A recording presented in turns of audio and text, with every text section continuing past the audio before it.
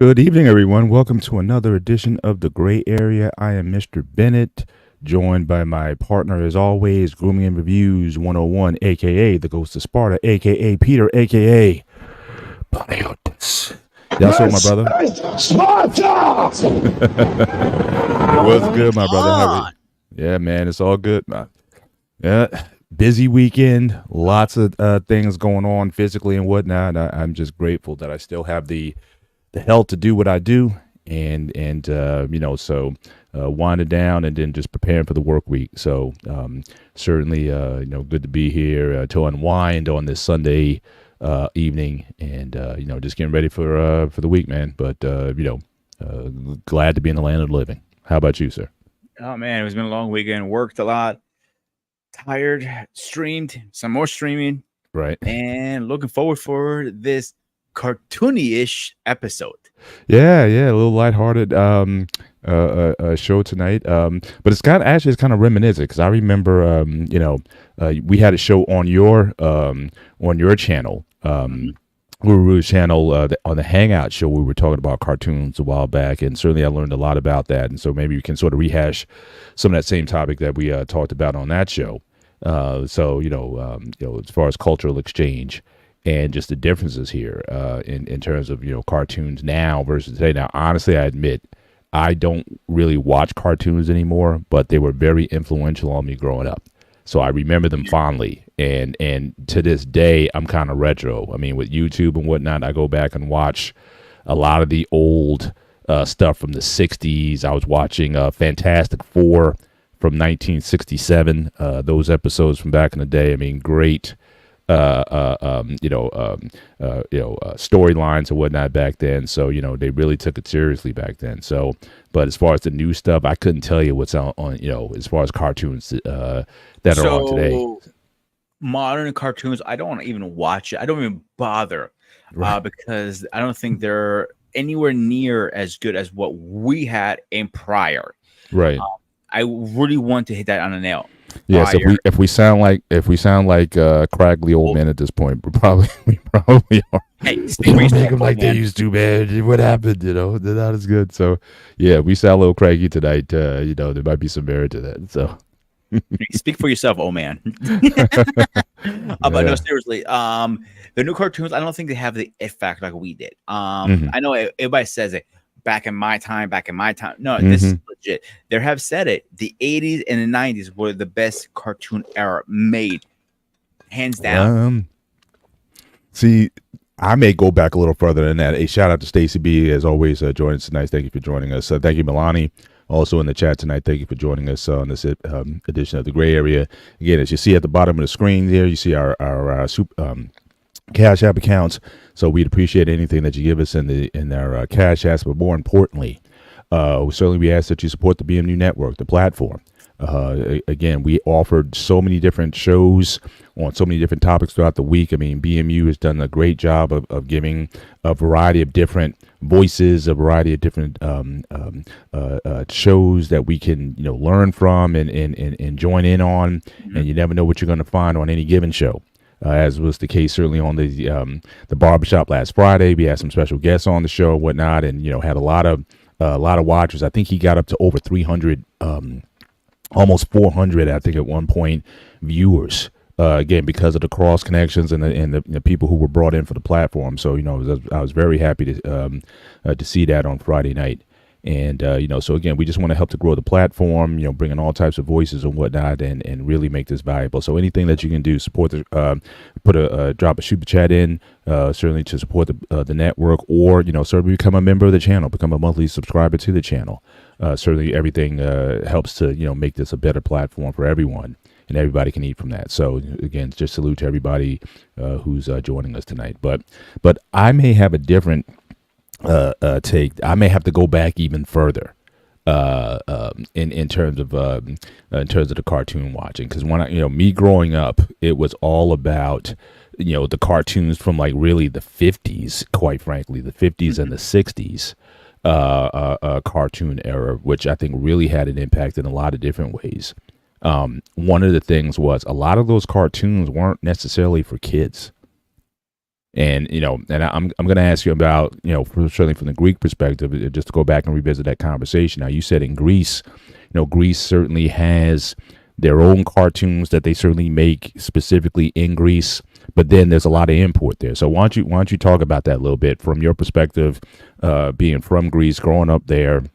What did you see there from Greek produced cartoons versus the imports that came in from other countries? And then what did you get out of those? Was there anything specific that you got out of those from a Greek perspective, how they produce the product versus here in the U.S.? So I'm going to do even one better. I want to give it even a freshen up for all of us, because I know some of you guys didn't watch the original show we had on my channel. But so here's pretty much the gist of it. So growing up in Greece, there was cartoon made in Greece. They were good, but it's not as much as you think like we have here. We have so much. A lot of excuse me, a lot of imports like Thundercats. With Thundercats, Silverhawks, Tiger Sharks, Saber Riders, and Star Sheriff, Jake the Warriors. I can go on and on. Now watching it back, the subtitles, like when they're talking, the mouth doesn't match what they're saying. That's one thing about in American, they try to match it as best as they can, so you don't have that overlay going like, what the hell am I watching here? Right. So that is a plus. So some cartoons are big sellers. The biggest one to this day was always Action Man, that I can remember at least. Action Man, okay. Yeah. It was here. They had a show here for a while. It was like kind of like a 50-50 mix. They had a little live action, then it went to the anime, and then it was like a closing. He comes out and have a little speech in his little Action Man shirt with the M on it. Right. So this was a Greek production. This was a Greek produced cartoon. American, actually. American cartoon. All right. Yeah, but the Greek community fell in love with the Action Man, the series. It was one man doing all this crazy action stuff. So the story people fell in love. Thundercats was another one that fell in love. Ninja Turtles, people were going apeshit for Ninja Turtles over there in Greece. Right. And like when I went over there, like, we have Ninja Turtles here. I was like a little kid. I'm like, oh, like it was like then the Power Rangers popped off. I'm like, whoa. Right. Now for the context of the conversation, we're bringing in, I guess, what we would call live action series that had maybe like a superhero action focus in with the comics or with the cartoons, or are we just talking cartoons only? A little of both, actually, but not. Yeah.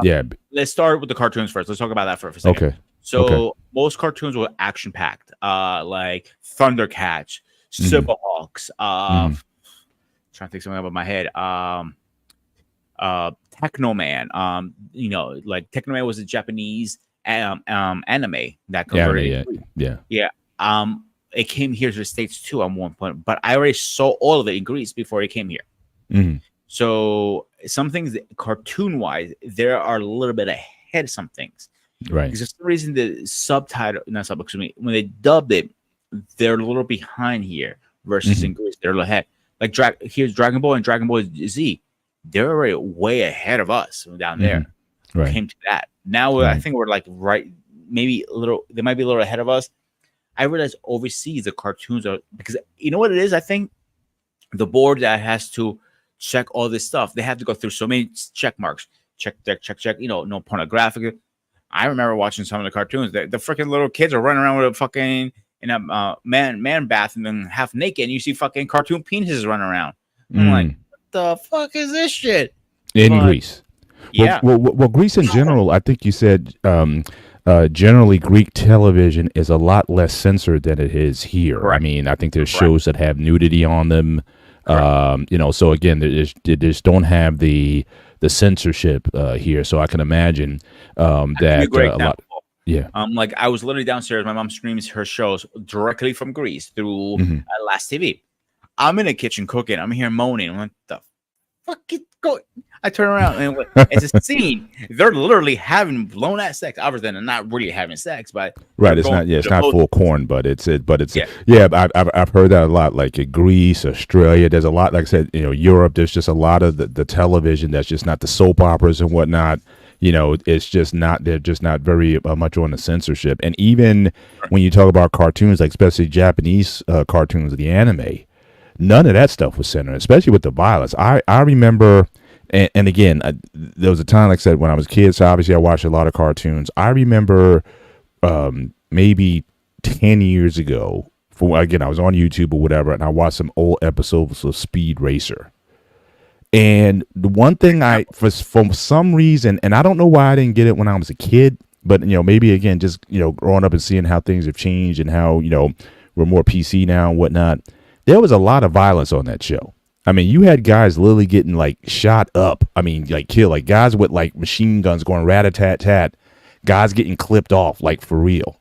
And I'm thinking to myself, it's like there's no way they would let that stuff on TV now with violence and the censorship. But a lot of that anime from back in the day, it was not meant to be necessarily kid friendly, at least the way we define it. Or a lot of those kids grew up with that. So I guess So it certainly begs the question: is keeping violence really off of television? Is that really stopping violence, or if you just kind of grow up with it as if it's normal, are you making it more violent? Because I don't see a lot of violence coming out of Japan, even though a lot of those kids are growing up watching a lot of the violent, anime and whatnot. I don't think it made a more violent society. So I'm just curious about but we've been told over the years that we got to protect kids and keep violence off of television. I don't know if that's necessarily doing that. So that to me that's a burgeoning question. So I'll give you a good example. This is actually here in States. I'm talking about from in here. Do you remember Toonami any chance? What's that? Toonami. Do you remember that any chance? Toonami or Tsunami? Yeah. Toonami. Toonami. No, I don't. No, Toonami was a block that after school we rented as kids and watched. I know you're a little bit older than me, so you might not remember this.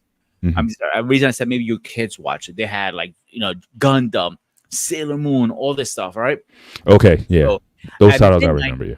In midnight they will re-air those, but they were non-censored.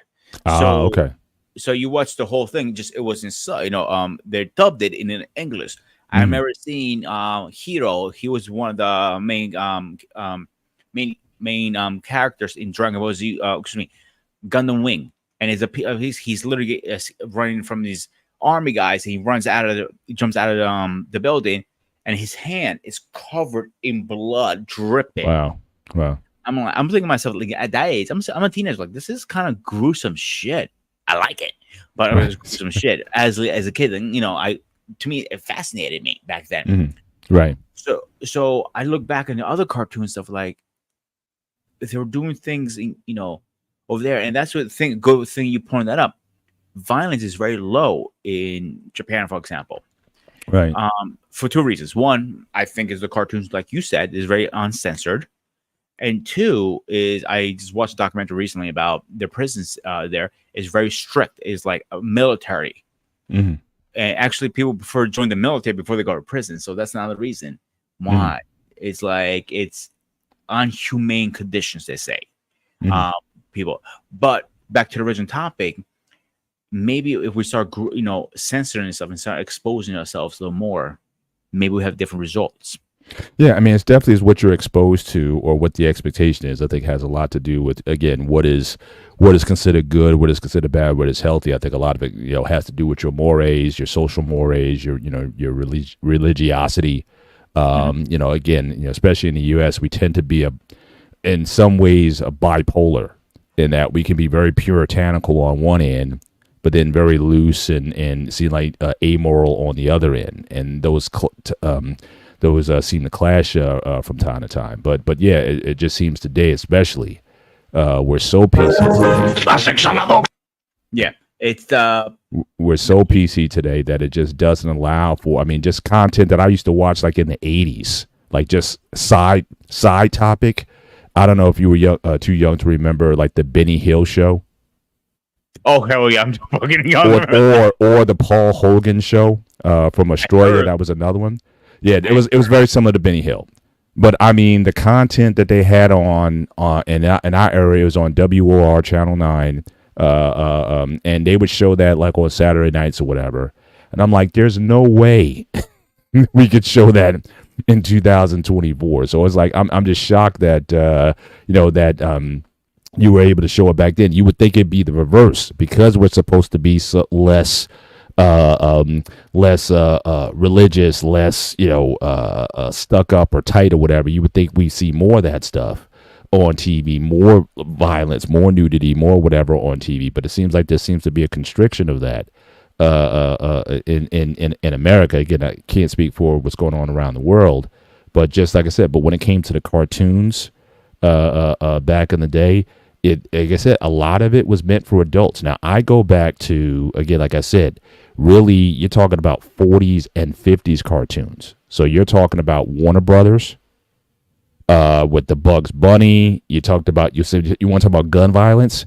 You had Yosemite Sam, who's always wheeling those six shooters around and whatnot. You had, Bugs Bunny. You had Roadrunner and Coyote, where Coyote was always using some terrorist systems to bomb a bridge using those Acme products to try to blow up something or whatever. I mean, so it was just violence just across the board, explosions and whatnot. Just wasn't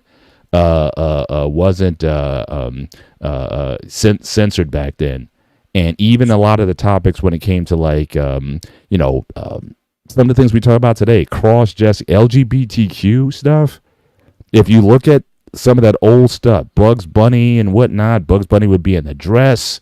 You look at Pepe Le Pew. You look at, I mean, there was a lot of stuff that was out there that, again, was, I don't know, could be shown today. But again, I think the content was much more for a mature audience back then. And it allowed for, back then too. Was that? Different the mindset, yeah. Mm-hmm. So I'll give you an example. These are one of the cartoons I have a clip. I just want to if Black David or BMB was watching, I wonder if there's gonna be copy striked or not because it's a clip of a old cartoon. Just let me know if I can show it or not. But one show was called Saber Rider Star Sheriff. So they're having guns and all that stuff.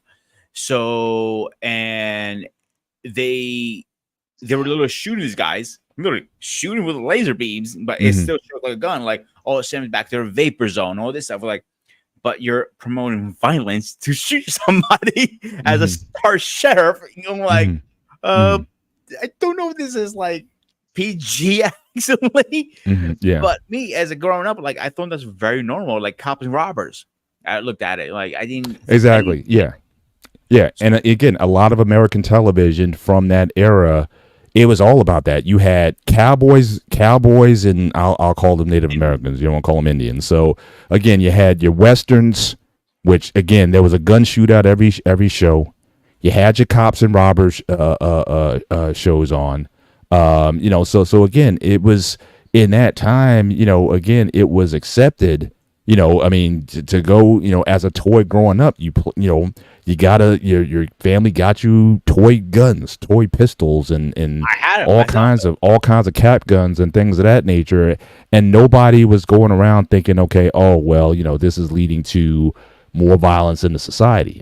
So again, I don't want to turn this into like what happened, in terms of social engineering or whatnot, but, definitely it seems like back then there was not a resistance to showing violence or gun play, and nobody complained that the society was, going to hell in a handbasket because you had all these guns being shown on the airwaves. So again, it happened in the cartoons, it happened in the live action, and nobody thought that this was, how detrimental it was. But something changed where, people were like, look, the rise in violence in the society had something to do with what they were watching on TV. And I don't know if they looked at necessarily, well, maybe it might have to do with poverty. It might have to do with economic conditions and, other things that they could have considered.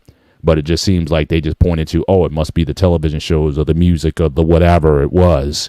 Let's blame rock and roll. Let's blame whatever, the moral majority thought was at the ills of the society. And I don't know if they necessarily hit the mark on that. And I agree 100% because things were, I think the mentality wasn't like looking at it as violence. It was just a cartoon. But one thing I would say the cartoons were different back then was you had a lesson in it. Think about it. Okay, I remember the one Spider-Man episode was talking about not doing drugs, for example, or not robbing a bank. I'm like, they were giving you a lesson. Well, yeah. Well, that I think actually came later. See, let's just go back through history, and I want to also get back to specifically. I want to talk about Greek cartoons in particular because I want to know more about what they were like in terms of the content. What did they represent, and some of these moral lessons that you're talking about, was it in there also? But again, if you go back to the 40s and into the 50s and maybe the early 60s. A lot of that moral content wasn't in those cartoons. So again, when you saw Bugs Bunny, when you saw Warner Brothers, when you saw Marvel's Super Adventure, when you saw lots of Space Ghost and all that, it was violence. And it wasn't like, like at the Johnny Quest. It wasn't like they were trying to save the bad guys or whatever, or teach the bad guys a lesson. No, they blew up the bad guys. So if it was like, if the enemy was there, they blew up the enemy ship or whatever and destroyed the enemy, and everybody went home and everybody was happy. So nobody was trying to,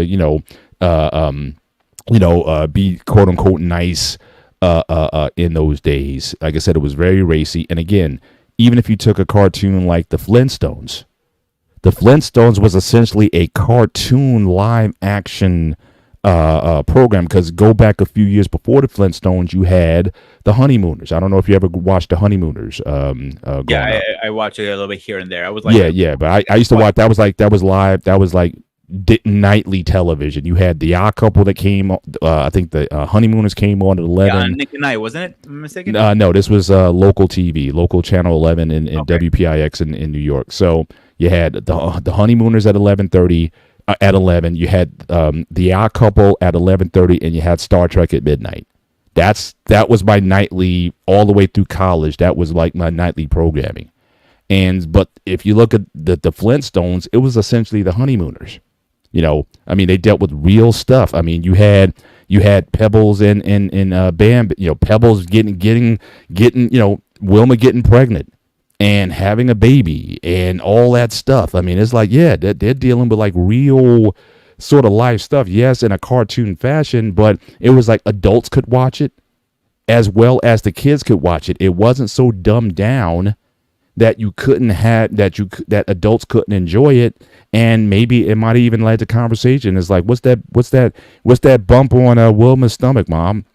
You can talk about this. Is what happens. This is the birds and the bees sort of thing. So you could have that conversation with your kids. And also keep in mind back then, nobody had like a device to themselves. There was one TV in the house primarily, all that time growing up.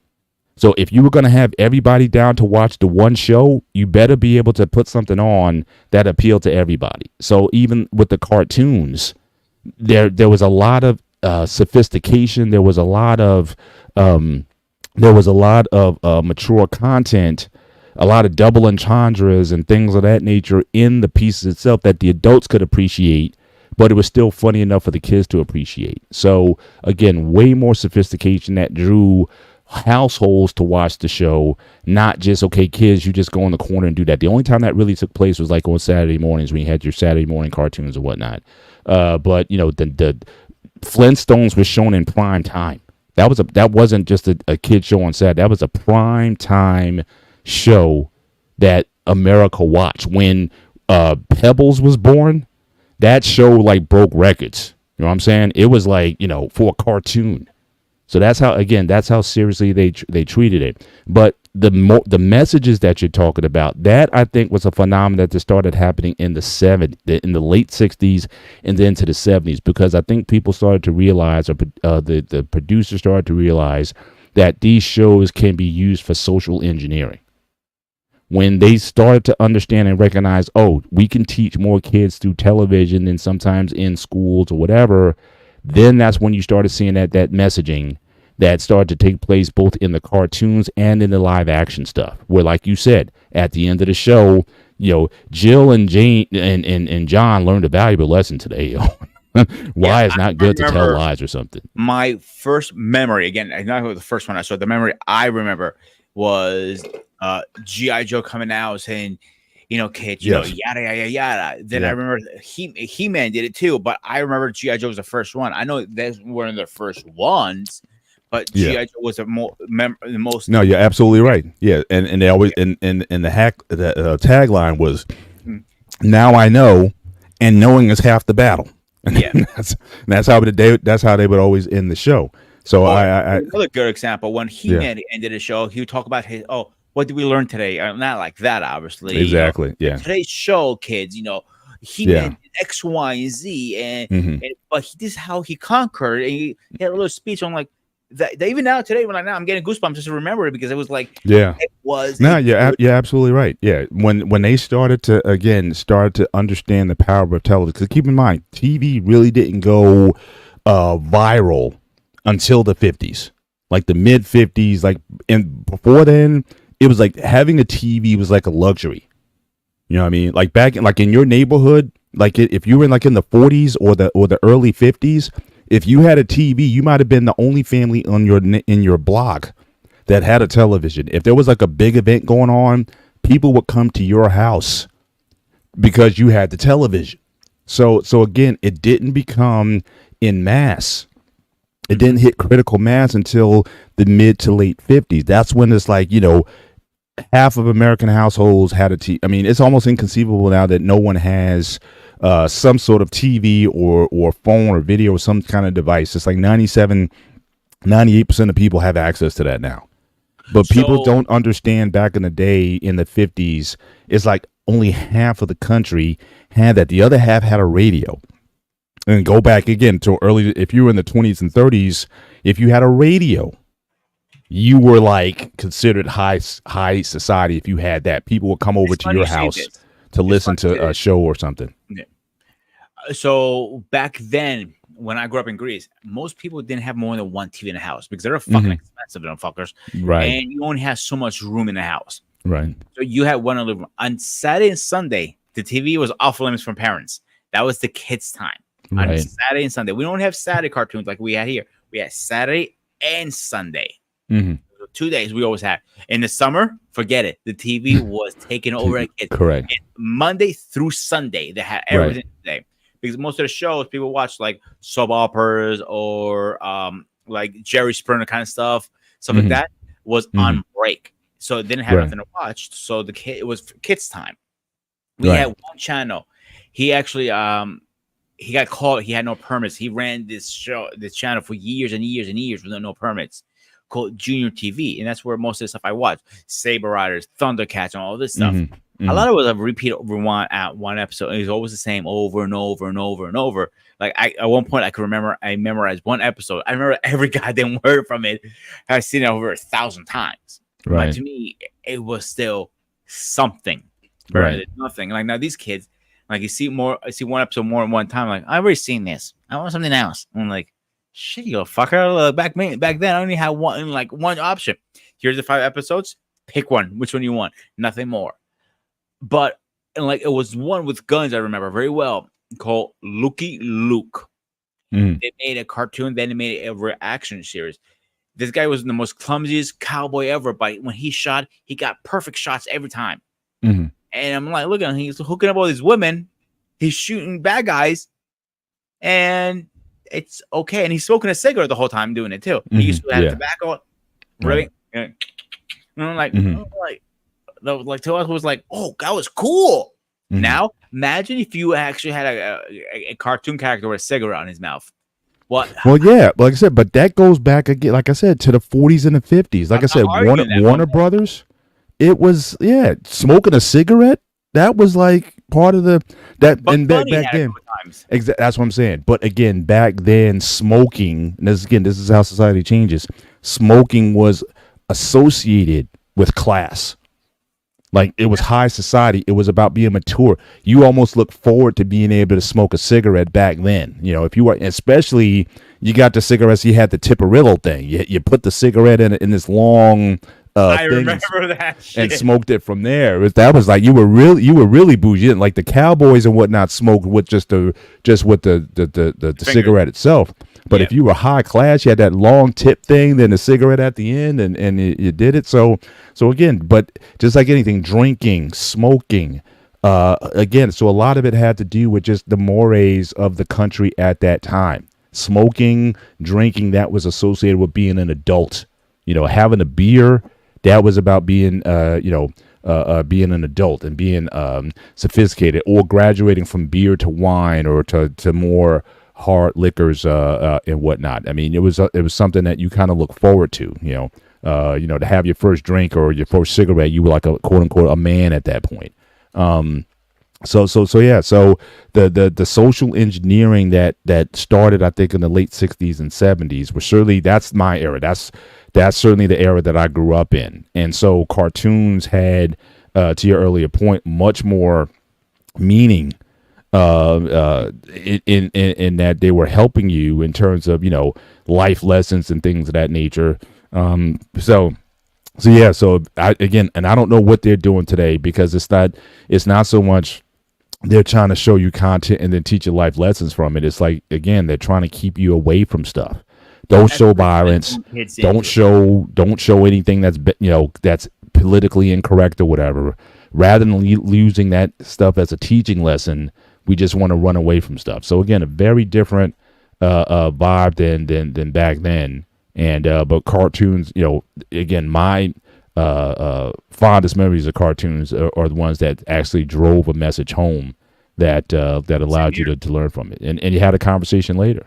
Yeah, I remember some of the best cartoons were that actually hit home to most of us. Like, freaking, why you shouldn't steal a vehicle, for example. Maybe be in handcuffs afterwards, whatever the case.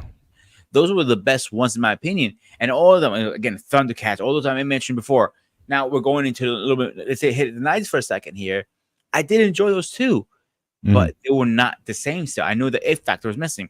Let's use one of the most popular cartoons in the 90s because it was a craze over card. Pokemon, for example. It was a great series. I'm not going to deny it. I think it's gone too far because it's still playing to now. They finally retired Ash after 20 goddamn fucking years. He's been a fucking 15-year-old for 20 fucking years. I want to know what kind of water of youth he's drinking because I want some of that shit. But look, they didn't deliver a message in every episode, but they sneaked a message here and there at the earlier stuff.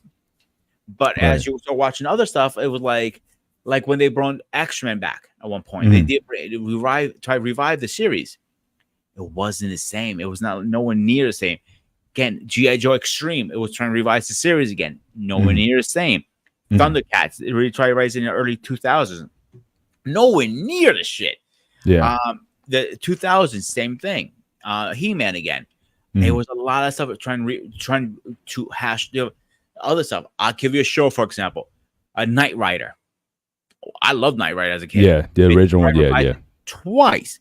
More than twice, actually. It was and then I think it was Knight Rider 2000. I think, and Flunk. Team Knight Rider, a flunk. I like Team Knight Rider. I thought it was a good series overall. But I was very young when I watched it. I watched it today. Was it gonna be any good? I don't know. And then they tried to bring it back in the early 2000s, and we're like, "What the fuck is this shit?" Like the car's transforming now. I'm like, what?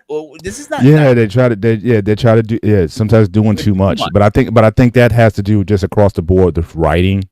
I think a lot of these and writing, and I think in the studios may say it's expense, but all those, especially if you look at those Glenn Larson produced shows from the 70s and 80s, Battlestar Galactica, again, season 1 was terrific. After season 1, tanked. You look at Knight Rider, again, after season 1, tanked. So again, you gotta have you gotta have good writing, and the studios still have to be all in. How do you keep it exciting without taking it off to these extreme levels? But it was so revolutionary at the time that it was like, wow, you got this audience. But again, there's something called doing too much. And I think that that's why you have some series like 24. Now that was like something where it was like, again, the writing was so good on the show, and they kept it, they really kept it tight for a longer period of time. But I don't want to go, veer off into just Before we series. go to us, before we get off this, I want to get on one thing. I want to say, I remember watching an interview with the creator of Sons of Anarchy. He said he was going to do 8 seasons only. For a reason is, it will go to a different direction he didn't want it to. It was too much. Sometimes you put a series too much, it kills the magic. And he's right. His before season 8, season 6 and 7 were horrible. Right. Then he was able to bring it back and actually do a great job with it. My point I'm trying to get to is sometimes he's not doing too much. Sometimes it's too long. You run in a series. Sometimes you got to put a plug before you lose the magic. Does that make sense? Right. Yeah, it absolutely does. Absolutely does. Let me ask you a question. Go ahead. Go for it. No, you go first. Before we go I want to go back to, again, Greek cartoons. Yeah. From what you recall. So take a Greek cartoon or the genre that, as you remember back in the day, what were they? Were they action based? Were they comedy based? What were they? What was the format? Did they have like those life lessons that you were talking about earlier? Just give me a sense of what in Greek culture, what they tried to offer, or did they simply just try to mimic what they were getting from the imports from America or Japan or whatever? Just talk a little bit about that specifically. The one I remember, most of my remember was 95% of my stuff was action packed. That's what I liked. I was a boy. You know what I'm saying? I was a kid. Sure. Even to the, even now I still go back and watch it once in a while. I wanted to be a soldier. I want to be a G.I. Joe. I wanted cops, for example, if you remember that cartoon. I wanted all of that stuff. So that gravitated to me to, let me grab the Thundercats sword. I actually had a Thundercats sword, believe it or not. But as a toy, and I was into all the action pack stuff. So it was this is not a cartoon per se. It was a shadow puppet show called Galajozis. Galajozis was fucking. What's it called? Galajozis. So the Galajozis. Okay. Yeah. It was hilarious because it was a small clip, maybe 15, 20 minutes of it. It was hilarious. Like, I remember one time, like, Galajozis was a poor guy trying to always beat the rich guy, the king. And like at one point, he stole the bride, the king's bride, and the soldiers are coming like, "Come on, guys, we need the wife back." Like all of a sudden, he has a tank, but he's not a tank. He has a helmet, looking like a fucking tank, and he's going straight down like that, and chasing the guards. I'm like, to me, it was the hilarious thing. I know it sounds stupid me saying it, but if you watch it, like, this fucker is funny. Even to this day, I go back and type in, Guy Josie in YouTube, and like, oh shit, like that brings memories back. You know what I'm saying? So it depends what you want to watch, what you're into, and what will your parents let you watch. Gotcha. So again, so they had different genres of stuff. You focus more so on the action genres, but in comparison to the American stuff, did you like it? I mean, what was the quality? What was the, if you had to take the top Greek produced cartoon of that day, how did it stack up to Thundercats or some of the things that you had envisioned? What if it wasn't, then what was missing, do you think, that didn't make it didn't give you fonder memories of it? It depends which one we're talking about. Okay. So take the best, from your opinion, take the best Greek produced cartoon that you really watched and appreciated, and compare it to something. What would be the comparison in, like I said, these other products from other countries? So before I do that, I actually found something I can share. It won't be copyright strike. This it was a Shredder Puppet thing I was talking about. I know we won't get striked on this. So when we get done, I want to show this. This is okay. So it depends which one to talk. Like, my fond memories are started with He-Man, G.I. Joe in Greece. Okay. Like, I remember watching this. Like being glued to the TV. Like it was like something like out of a different world. But when I came to the States and I heard it in English, the voice was different. Yeah. And it threw me off. You know what I'm saying? Gotcha. Like a good example, I know it just came revised recently. X-Men. X-Men was a big thing. I was watching there, and Yeah. it went crazy here. And when I went to Greece, X-Men was there too. I'm like, oh, cool. Mm. And I remember watching the first time. Huh? This is not Wolverine's voice. Right. But over time, my ears just got used to it, and I was okay with it. Mm-hmm. Yeah. It was something different. You know what I'm saying? Right. I mean, we experienced the same thing here, although I would say it was like the other way around because, again, a lot of those Japanese imports, those anime imports, were very different product from what we got in the States. What we got in the States was a sanitized and oftentimes dumbed down product. So, like, my favorite example of that is Battle of the Planets, 1978. So that was from the Gotcha Man series from Japan, and the Gotcha Man series again was very different, but they made it they dumbed it down. They brought additional characters in that had nothing to do with the Gotcha Man series. So again, Zark 7 and the flying dog that was in there, that was totally brought in to make it more quote unquote kid friendly. And they were also trying to take advantage of Star Wars because, again, Star Wars came out in 77. So you had the comedic pair of R2D2 and C3PO. So they wanted to have like that kind of borrow from that popularity of those two characters. So they gave you this, again, kind of cutesy sort of thing. But Gotcha Man was not cutesy at all. And like I said, people died. People did, it was a very serious series. Even Kiop, the young one who spoke like with a speech impediment in the US, he didn't have any speech impediment in the Gotcha Man series.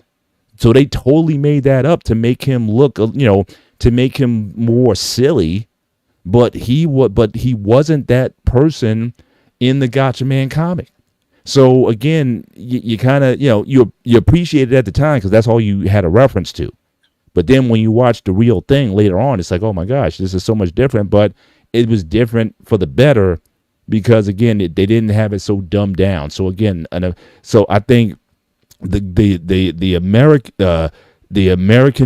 imports that we get from these other countries is not as good as what actually comes from those countries. Again, so now we can get the full product now through YouTube or buy the Japanese anime or whatever. We can actually get the actual source material and appreciate it in a much different way than we do here. But they did that with a whole bunch of movies. I remember, again, non-comic book, but the original Godzilla, 1954, Gojira, 1954.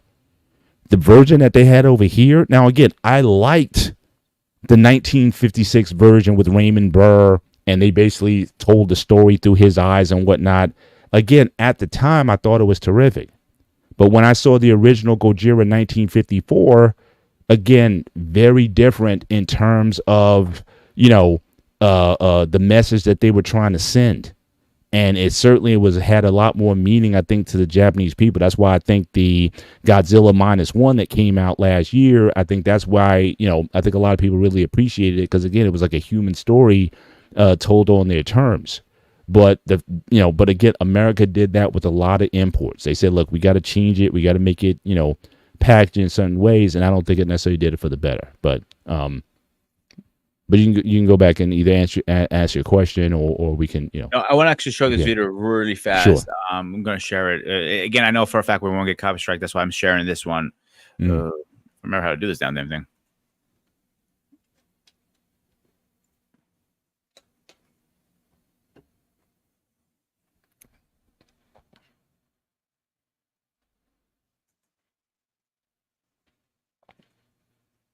Just waiting for David to hit OK on his side. There we go. Yep. I want to maximize it. Oh, yeah, good idea. Let me get the volume on. Andres Enadio Elio Ena. Elio Elio Ena. Trabati mi para pera peragimu. Enadio Elio. Metaboli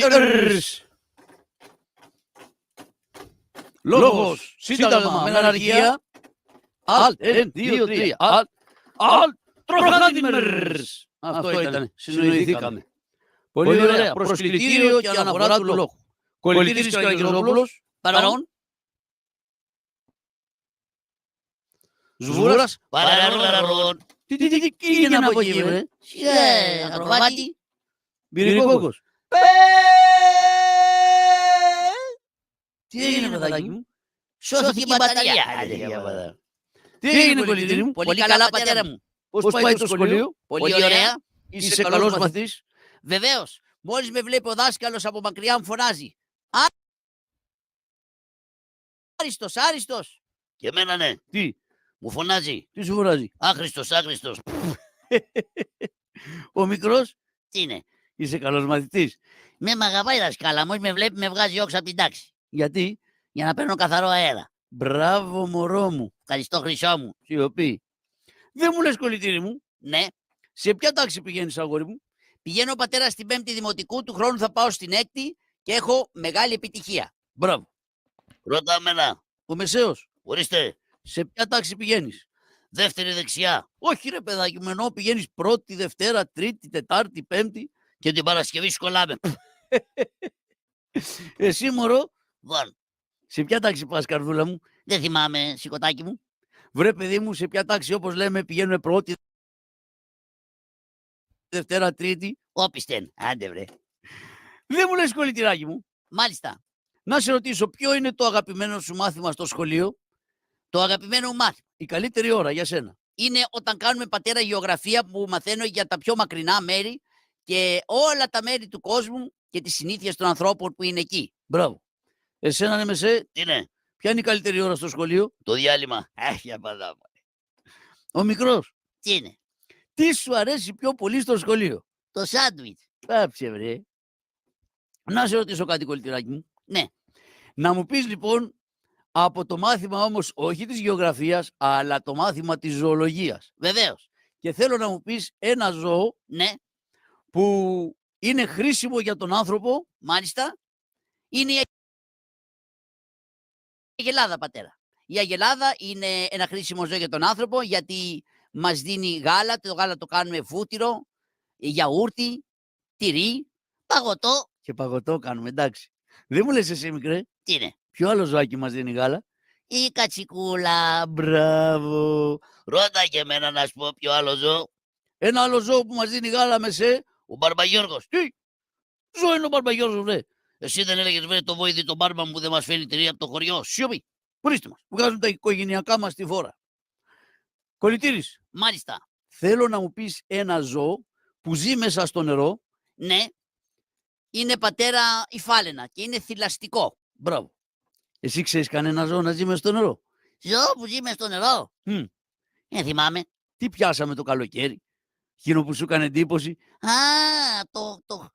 Το χταπόδι. ναι. Ξέρεις γιατί το λένε χταπόδι. Όχι. Γιατί έχει 8 πόδια. Και φοράει 8 παπούτσια. Βρεις τι κάνα χταπόδι με παπούτσια. Γιατί Είναι μέσα στο νερό. να βάλει βατραχοπέδιλα. Πάψε, παιδάκι μου. Ρώτα με ένα. Ένα άλλο ζώο που ζει μέσα στο νερό μεσέ. Η βανίλια. Ωραία.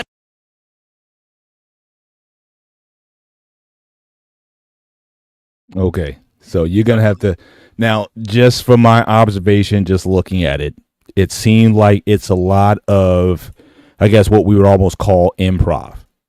So if you ever watched like an SNL sketch, skit or something to that nature, so there was a lot of, you can kind of get that there was a, almost like the Three Stooges. If you ever remember, go back and watch a lot of that. There was a lot of slapstick and a lot of improv in the bit itself.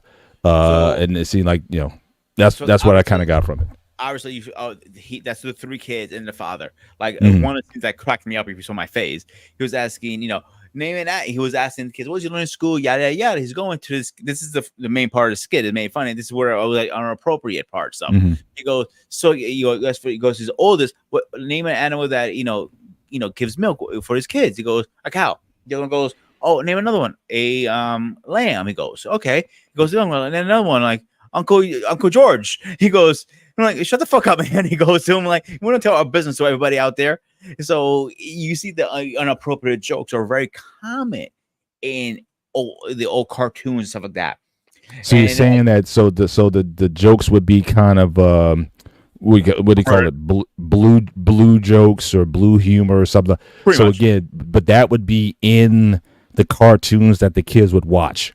So it wouldn't be censored in that sense. Again, it would. So again, it's like I said, it's like the improv. It's like SNL. It's like Benny Hill. It's like just a lot of the. And I've also noticed that in even a lot of European comedies.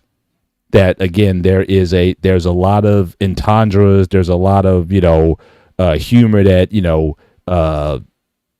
depending on your audience, like I said, to a lot of Americans, they would be like, "Oh, that's inappropriate," but it just seems like in Greece, that stuff would not be off-putting, or again, there's not so much the need to protect the kids from certain content. I'll give you me as an example. Obviously, me and you have done a lot of these streams. We met in person. One thing you probably gonna say, like everybody else says about me, I have a lot of perverted jokes, and I'm okay with that. I get the perverted jokes from what I grew up watching. Like, so is it fair to say then that most Greeks are kind of perverted? Fuck yeah. in their humor, yeah. that Greek people in Absolutely. general are I give you an example. My mother and my godfather were going to the beach. They go to me. You know what you use your hand for? I go, what? I'm like, I don't know. I'm 15, 16 at the time. So they go, we use your hand for 3 things: eating steak, eating fish, and you're a woman. I'm looking at my fucking woman. Yeah. How else are you gonna finger her? My mom goes. I'm like, oh god. Your mom told you that? Yes, in the middle of the beach. In the middle of the fucking beach. Wow. Cigarette in her hand and a frappe iced coffee, pretty much. But now, so would you consider, because just off the rip, just and again, since I'm just getting to know you and whatnot, I think you might be the closest I've been to like a Greek. I've known other Greek individuals before, but not certainly on this level that I've gotten to know you over time. Is your mom typical? Is this something that I can go into any common Greek household and see this level of humor or ribbing or what have you? Is this typical? That is kind of a hard answer to put, because Okay. I know some Greek parents are very hush hush. You can't say that. But once they get a little older, they start cracking the perverted jokes. I know some of them, they start from day one. Like, right. And like, I remember my buddy, he just had his kid, he's growing up. He's bathing his kid, and I'm talking to him on the side. This is his kid. I'm not, whatever it is, baby, no baby. I'm not thinking, he grew up, he grabbed his baby, goes, he did the old Star Wars, Luke, who's your father? He kind of joking around. And then he turned around, like, looks up and down, like, man, I'm so happy I made your son. He goes, you're gonna be big down there. I'm like, are you fucking kidding me, dude? I went to him like, he's only 6 months. He goes, well, I see where he gets it from. Like, I turns around, he goes, babe, does he get her after me? Like, he looks at her and like, well, at least he got one thing out of you. He didn't get you good looks. He got you big penis. And I'm like, what? I'm just standing right here. And like, like, again, it didn't phase me. I thought it was hilarious. To be honest, I'm right here. Like, Right. Wow. So that's interesting. It literally just came to my mind right now. Just totally off topic. You just give me a 1-word answer. Typically, are Greek children, are you typically circumcised or uncircumcised? Oh, I'm not circumcised. I'm not circumcised. Excuse me. I still have. But I'm saying most Greeks generally. Nobody cuts the skin off in Greece. That is a American tradition, believe it or not. I talked to other people from European countries, not Greece, France, Paris, UK, Australia. We're the only country that does that.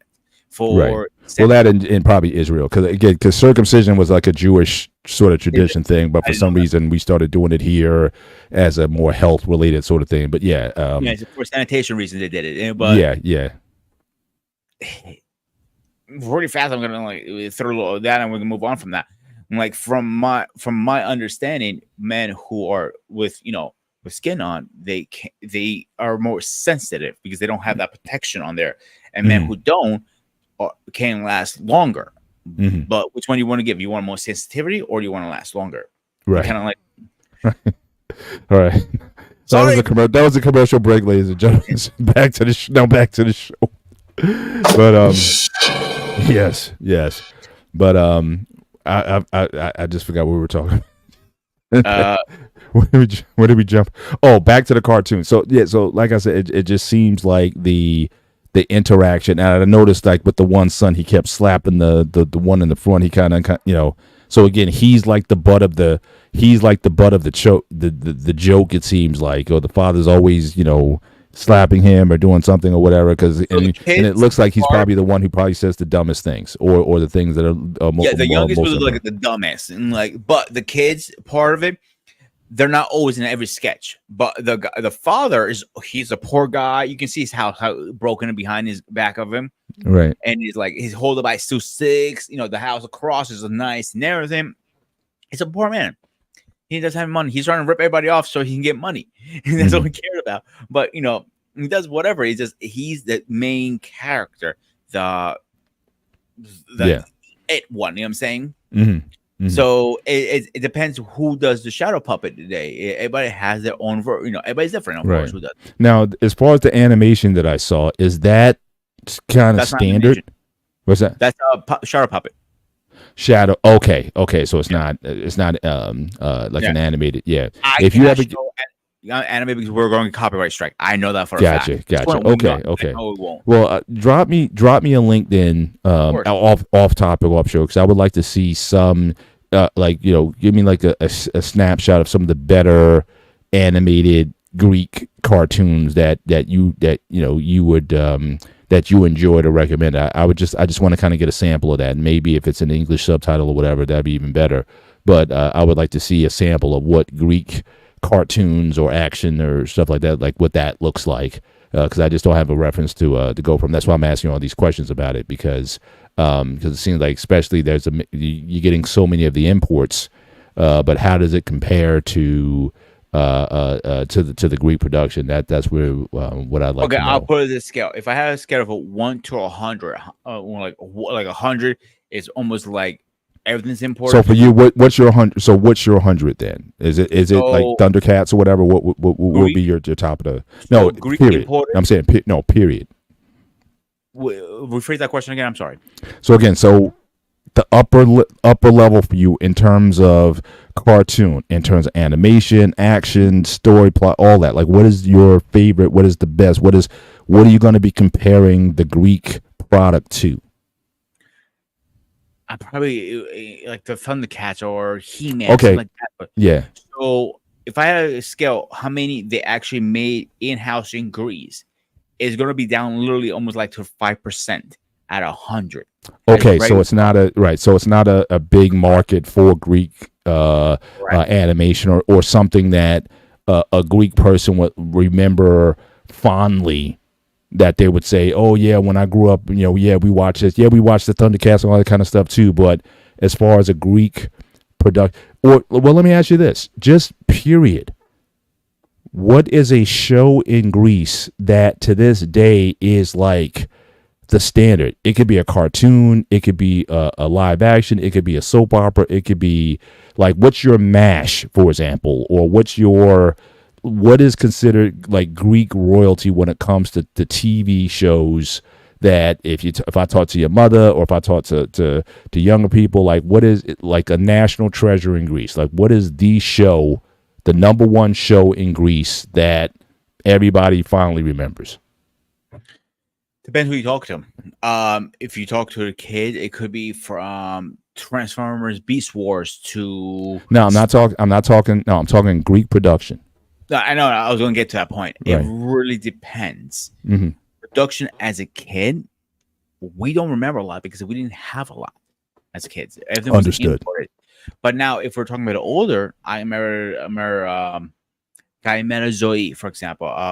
Good Morning Life, it was called in English. It was one of the major soap operas. Soap operas don't play in the morning in Greece; they play at evening.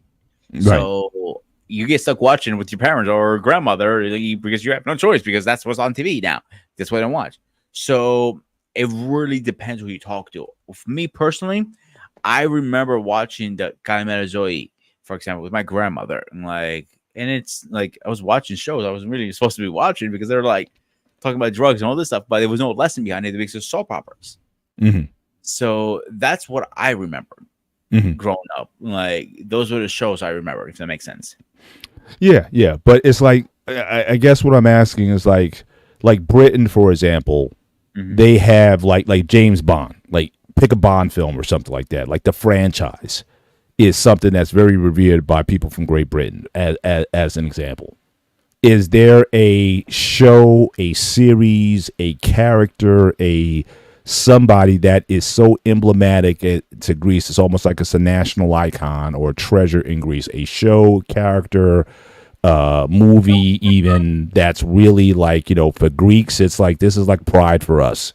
Is there any kind of character or show or production that carries that kind of thing for?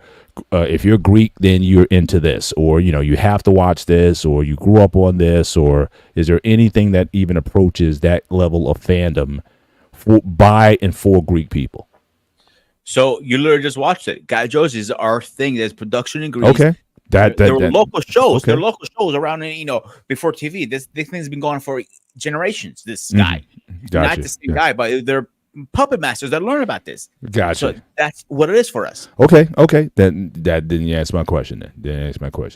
You had a question for me about 20 minutes ago before you went off all these tangents. I was So going to you ask have to you, bring it up now. if you had to remember one specific series you remember as a kid, cartoon wise, that is unique to who made you, which one would it be? Man, there were so many. Battle of the Planets, I certainly think was something that was there. The Warner Brothers cartoons, not only because of their content, I do remember a show where we talked about this, not only because the content was very, very mature for the time, but the music. Like, you learned about classical music watching Warner Brothers cartoons. You know what I'm saying? True. At the time, you didn't necessarily know what it was. You didn't realize before, until later, that it was Bach or Beethoven or this sort of, content. But yeah, the stuff back then, it was so adult in a lot of ways. Even old shows like Tom and Jerry, back then. And again, they went through several iterations of it or whatnot. Very much the sophistication of it in terms of that. Then you had your superhero genres. Like I remember again the Batman from '67, the Marvel superhero show from '64, from '66. Very crude animation, but again brought you into the world of Marvel. The Herculoids, the Space Ghost, Johnny Quest, all those action series from that day. And like I said earlier, then you had again the primetime stuff like the Flintstones. That was again very reminiscent of the Honeymooners. So again, you had so many different genres for whatever you were looking at, and each genre was something different. Set, mornings before school, you watch something like Josie and the Pussycats, or the Jetsons, or something like when you came home from school, you had the Jetsons, and then you had the action stuff, G.I. Joe and Transformers. That came on. You had your Saturday mornings where you had again a mix of, you had the Warner Brothers product that was out. Then you would have like your superhero stuff like the Super Friends or Tarzan or whatnot, and then you had your live action stuff like Croft Super Show, or you had what was another one? On CBS you had Captain Marvel and Mighty Isis and Bigfoot and Wild Boy and all of that stuff that was just really again. So you had the live action, you had the cartoon animation stuff, It was just, the Laugh Olympics, where you had the on ABC, where you had Scooby Doo's team, you had it was like 3 different teams, the Really Rottens, and you had all these teams going against each other every week, but it was like a who's who of cartoon characters, Kong Kong Fooey, when all those Saturday morning, all those shows from Saturday morning, and then they brought them all together for this sort of all-star sort of Laugh Olympics type of show. Dick Dastardly and Muttley. Right? Was that? It was like all the cartoons that were racing each car. Exactly. Yeah, Dick Dastardly and Muttley and those guys. Shout out to again, wife school, Woody Woodpecker again. So again, you got home from school. This was in our area. This was Fox 5. Woody Woodpecker show in the afternoon. Yeah. Even the other gentleman, Smithy, he has some Smithy's good ones. Corner, Biker Mart, Gargoyles, Wake Racers, Batman. All these stuff are classic. But one thing I have realized because I'm very big into pop culture stuff. Me and my buddy who does Pop Culture Warrior, we always talk about this. They're rebooting all of the old cartoons right now. They're actually working on a reboot of Gargoyles. They're already. I think it came out already. It did come out. Biker Mars. They did a reboot on them. Batman has been rebooted. I don't know how many fucking times. Thundercats I mentioned earlier. He-Man. I can go on. Well, the most recent one I heard was, I think, X-Men 90s X-Men. I think that's not a reboot. Let's get it straight. That's not a reboot. It's a continuation where they're left off. The same writers, same directors. Oh, okay. All right. So even better then. But again, but the idea is they're going back to, again, the stuff that worked. Because quite frankly, that's probably the last comic series that I got into. So you talk about 92, 93 when that came out. That might have been the last one that I truly followed or look forward to every weekend watching. After that, I kind of fell off. Or again, I would always go retro, and I would always go back to the stuff that I I'll put it this way, that I grew up on. I'll put it up. If you turn on Disney Plus, if you have Disney Plus, let's say you have it for argument's sake, okay? And you wanted to watch what's called X-Men 90, 95, right? 85, whatever it's called. Yeah. You can literally pick up where you left off. Because it continues literally after the last episode, like Xavier dying. It picks up right there. It doesn't miss a beat. The only difference, the animation has been upgraded from 1 to 10. So high up. So that's the only difference. That writing is the same. I'm not sure about voice acting. That's what I'm not sure about. But the writing, at least, is still the same. It's literally, they named it one of the best what's called Disney Plus shows to date. That's how good it is. So, and I really highly recommend who's an X-Men fan or even a old cartoon guy. Go watch it. You're gonna thank me later. I want to go back to your question because I gotta take a little pivot here. You talk about influential. I gotta give some credit. Back in the day, Saturday mornings, Schoolhouse Rock. If you want to talk about in your formative years, Schoolhouse Rock was major in terms of teaching you stuff. It taught you how to count, taught you how to multiply, 5, 10, 15, 20, 25, 30, 35, 40. You had the history stuff. I'm just a Bill, and I'm only a Bill, and I'm sitting on Capitol Hill. You learned about civics. They taught you civics. They taught you grammar. Okay, verb. That's what's happening. I can signal like go get it. In fact, you even had the singer. I forget his name. He did a replay of the song from that. I can put things in action, verb. That's what's happening. He actually came out with that. I think it was. Guys, help me out there. It was a singer. The guy who wears the hat, Neo. Neo came out with a remake of Verb from the Schoolhouse Rock action. So that's what I'm talking about. I mean, that the idea that Schoolhouse Rock, when you were a kid, you learned so much: grammar, counting, math, history of America, how things get passed, how bills are made. That was very influential when I was a young person. So much so that I even bought the the VHS cassettes. I had all of them at one point, and I would play them for my girls. That's how much I appreciated. That's how much I appreciated the content, because they told you a lot of things within like a 5-minute video, and so they were so good back then that so I got to give shout out to them in terms of action. So if anybody go back and watch those I'm sure you can find them all on YouTube right now. Go back and watch some of those Schoolhouse Rock videos. That certainly I think is still relevant even to this day. I just love that stuff. So I got to give shout out to that.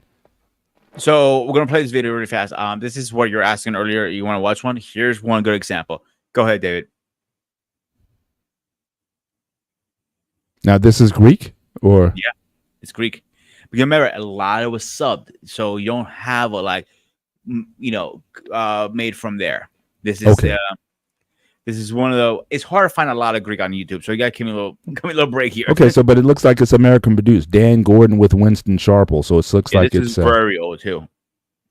You can tell the animation how old it is. yeah, definitely 30s, 40s vintage stuff. Yeah. I remember growing up on this. Mm.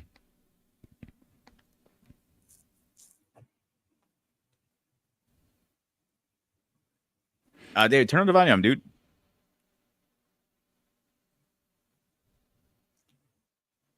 No, it is up. Okay, never mind. Was this Minotaur, I guess? Yeah, so they actually, a lot of Greeks watch a lot of Greek historical stuff because that's what they can relate to. Mhm. Like, I literally remember watching this, him making the sandals, arguing with a dog, all that stuff. Yeah. Now, but this is definitely an American production. This is like, I'm not denying that one bit. Yeah. This is definitely Like I said earlier, I'll probably watch this. I'm trying to remember if I recall, because it looks. They said the animation looks so familiar to something I would have watched early on back in the day. So, like I said, it was not a lot I can find on YouTube with Right. this animation. right, So it's just a little bit. yeah. Now I hear you, and so it definitely introduced you to like Greek culture and life as it was known at the time. So I definitely So my point I I'm trying to definitely get that. to here, like it might be American, all this stuff, but they subbed everything there in Greece. Like it's a very Okay. again, it's very hard to find stuff on YouTube because converting this stuff in digital is like a pain in the goddamn ass. Or ancient ones, they probably were like this goddamn big trying to just play one video back then, if you remember. Mhm. But even anything you watch, it doesn't matter where you're coming from. Mhm. Everybody borrows from somebody from somewhere. And I don't care where you get your animation or your cartoons or whatever. Mhm. It's if something you enjoy. I go back watch old school stuff all the time. Right. Quinn, Doug, Transformers, whatever. I have Yeah. lists and lists and lists because I enjoy that stuff, and like you do. Yeah. No, I definitely.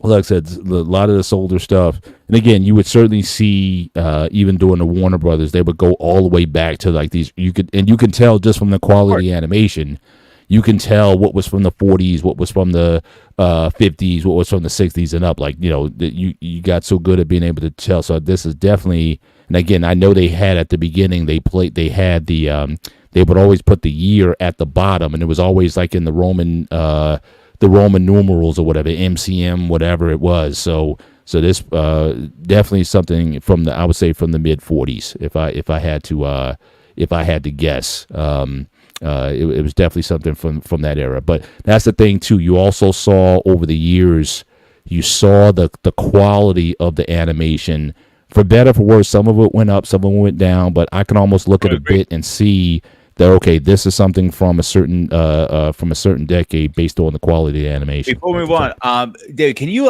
put King Smith comment up? I want to bring that up for a second. So he says, I like the new over the old.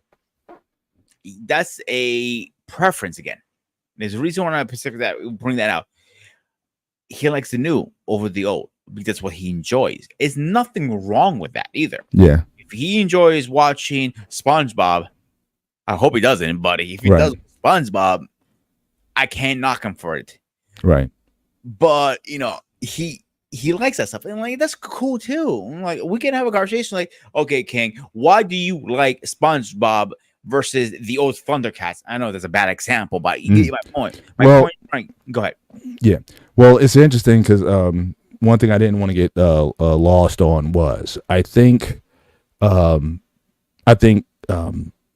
cartoons did change. I think there was a seminal moment where cartoons did change a bit that brought in a different element to them that I didn't see certainly growing up.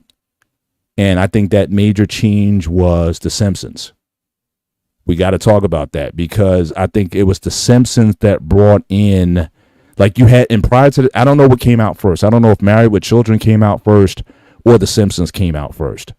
But regardless, though, it was like The Simpsons brought sort of bad behavior, if you will, to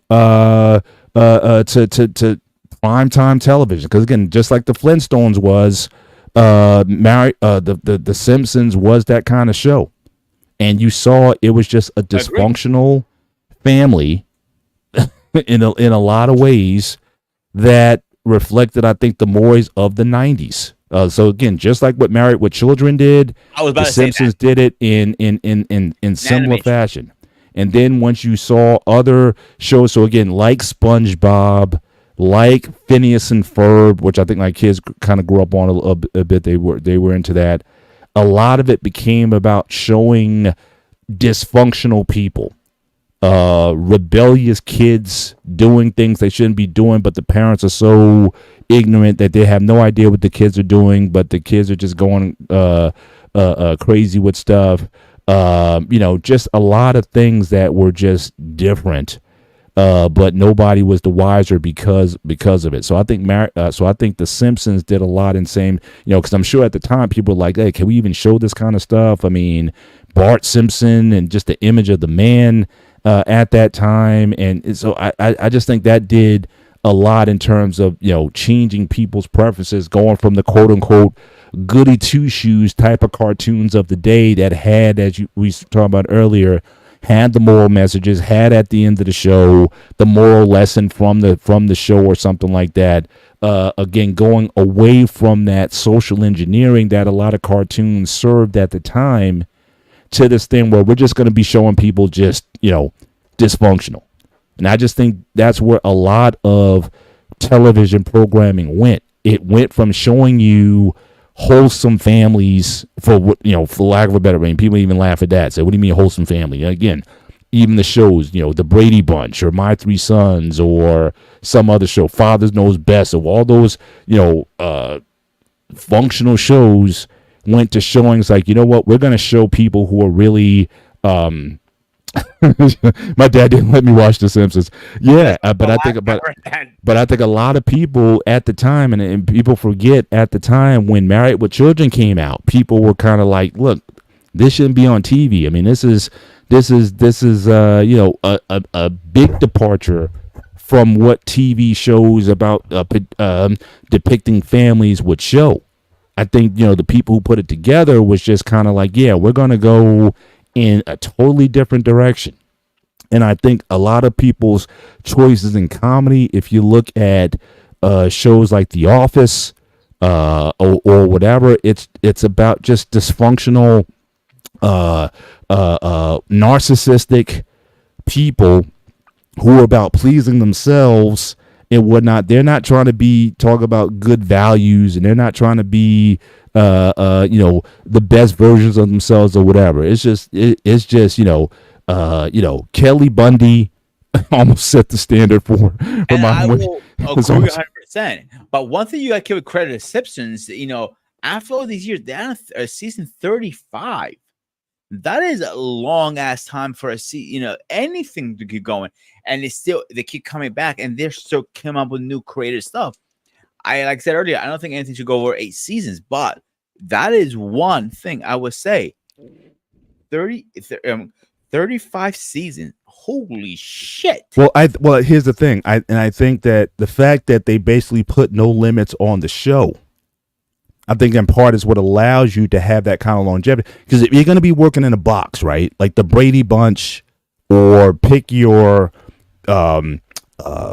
pick your show, pick your genre. Family Matters, or what's the one with the twin girls? The three dads. What's that? Sister. No. Well, sister. But again, you look at what was the show with the Full House, right? Full House with the three guys and the twin girls and all that kind of stuff. The Olsen twins and all that. I mean, again, the shows that kind of try to show you those values and whatnot. You have a run, but they're not meant to be on for that period of time. Or even a show like the Flintstones. Again, as popular as the Flintstones were, they couldn't continue the run. They had to spin off and do other things. They did Pebbles and Bam Bam, and they did all these other type of shows that were of the day. But I think when you could do a show like The Simpsons, and you don't have any parameters, it can never get boring because you can always push the envelope a little bit further. So I think with The Simpsons, yeah, you're not trying to teach any values. You're not trying to promote anything. You can be as wild and crazy as you want to be. So I think that gives you in a lot of ways more content where you can have more just off. So I think one thing I would think is hilarious when I hear this all the time.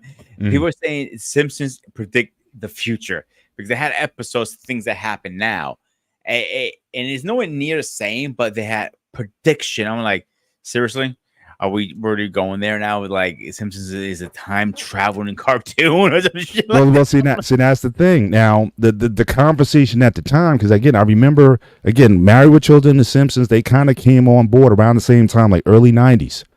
So the question was, just like with in another genre, go to WWF at the time.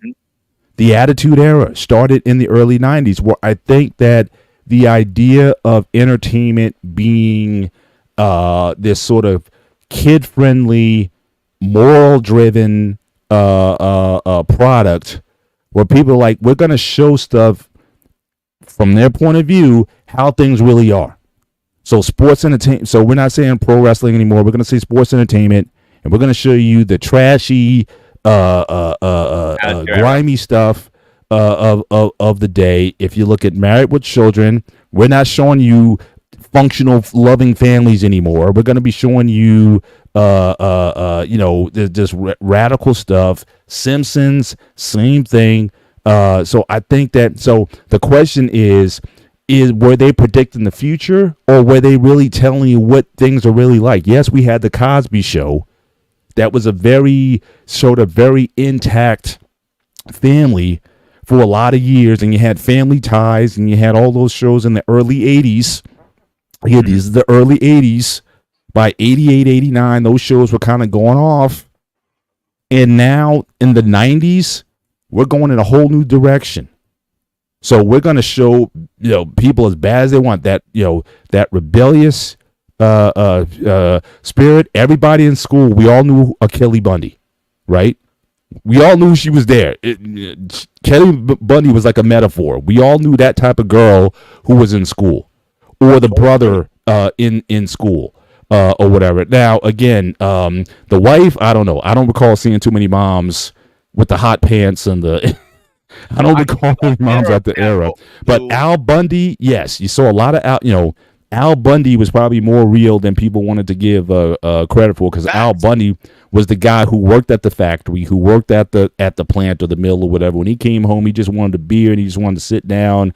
He might have been like Archie. He might have been like another remake of Archie Bunker, but he was the guy. But again, as far as the dad being the source of wisdom and leadership, and everybody looked at dad, he was no Mike Brady. Okay, by no means. So I think that's the thing, in terms of the image of the man.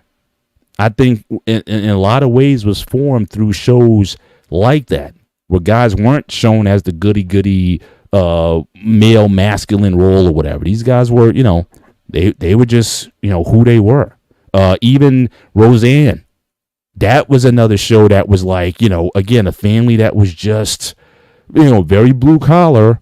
But they weren't going to try to sugarcoat you like this was, this is how a family's supposed to work. Or maybe they were showing you, look, there's probably more families like Roseanne Barr's family than the Bill Cosby family.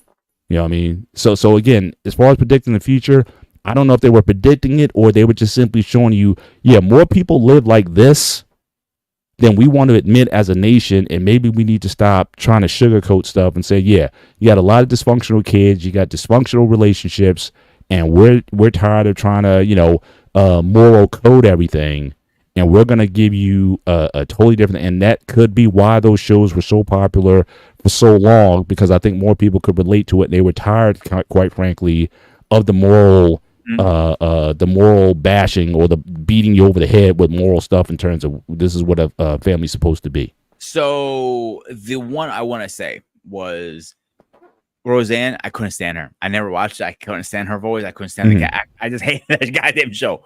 But the two shows I feel like, me personally, my way growing up, when I was growing up, was Family Matters and Boy Meets World. Not the parents as much as what the kids went through as growing up.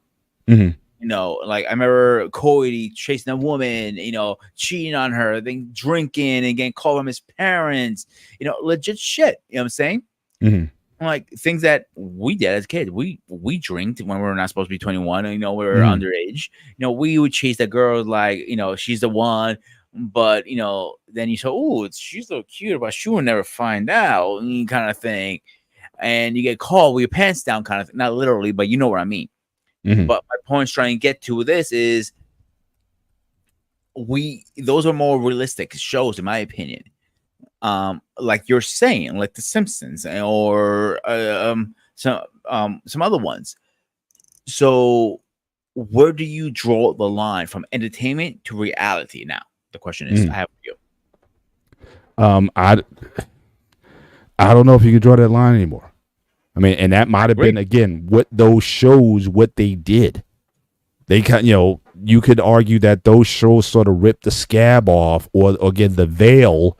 It was almost like the Truman Show. Like, I don't know if you ever saw the movie The Truman Show with Jim Carrey, where again, he grew up like he was like in this show. He grew up his whole life in this bubble show that they were shooting, but it wasn't real.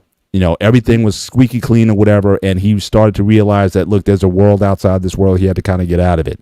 And at the end of the movie, he ultimately gets out of it or whatever, like what the real world, or The Matrix, for example, how, like something similar, like what the real world is very different from what you may be experiencing.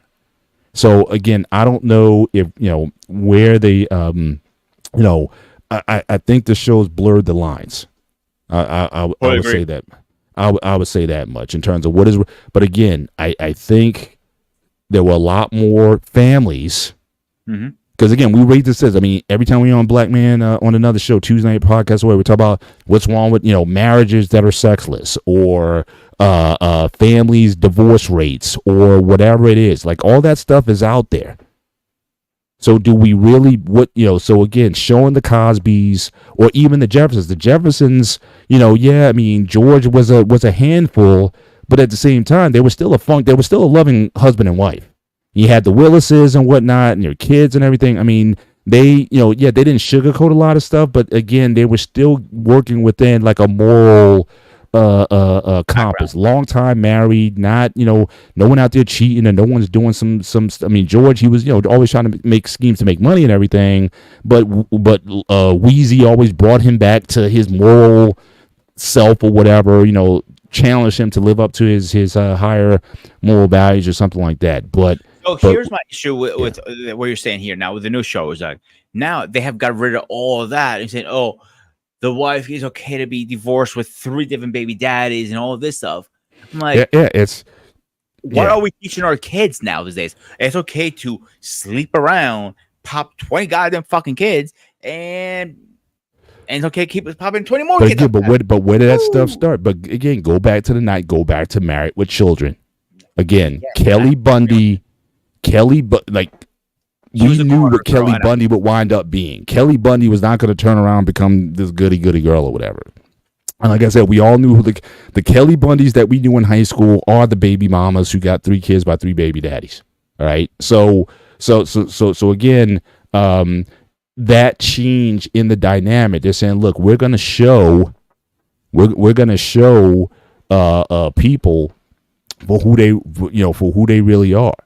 And I think even Wife School, she even talked about how, now you got the reality shows essentially doing it, where they puff that stuff up. All the Real Housewives shows and all these shows where people just acting badly on screen. Unfortunately, that is celebrated. You know what I mean? So I don't know where this is going, or does it have to reach a breaking point to, Roberto say, hey, we need more value-centered television on.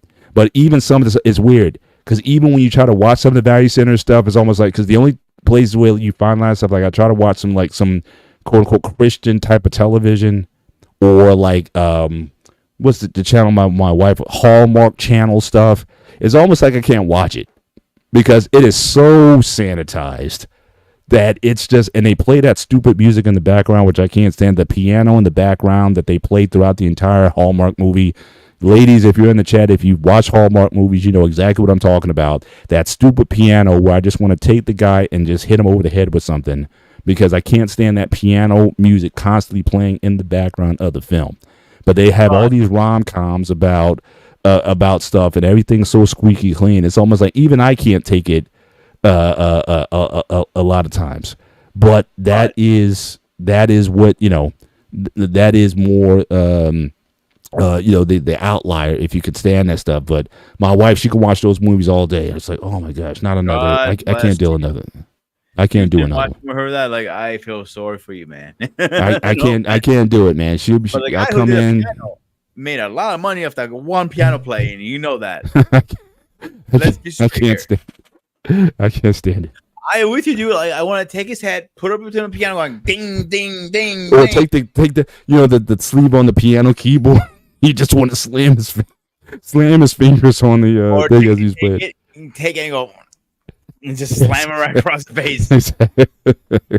So I'm not as squeaky clean as I out to be, but I think that you can almost go back, though, just getting back to center, talking about cartoons or whatever. I think you can go back to that era of the early 90s, and Fox of all channels, who took the risk to put that product out. I'm sure a lot of people said that'll never work, but it exploded, and we never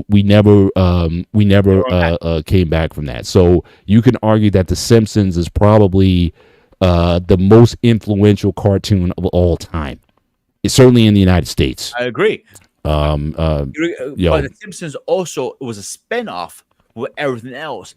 King of the Hill, Futurama, American Dad. I can go on and on for hours. Yeah. All these other cartoons that were Saturday night cartoons that were for adults got started from The Simpsons.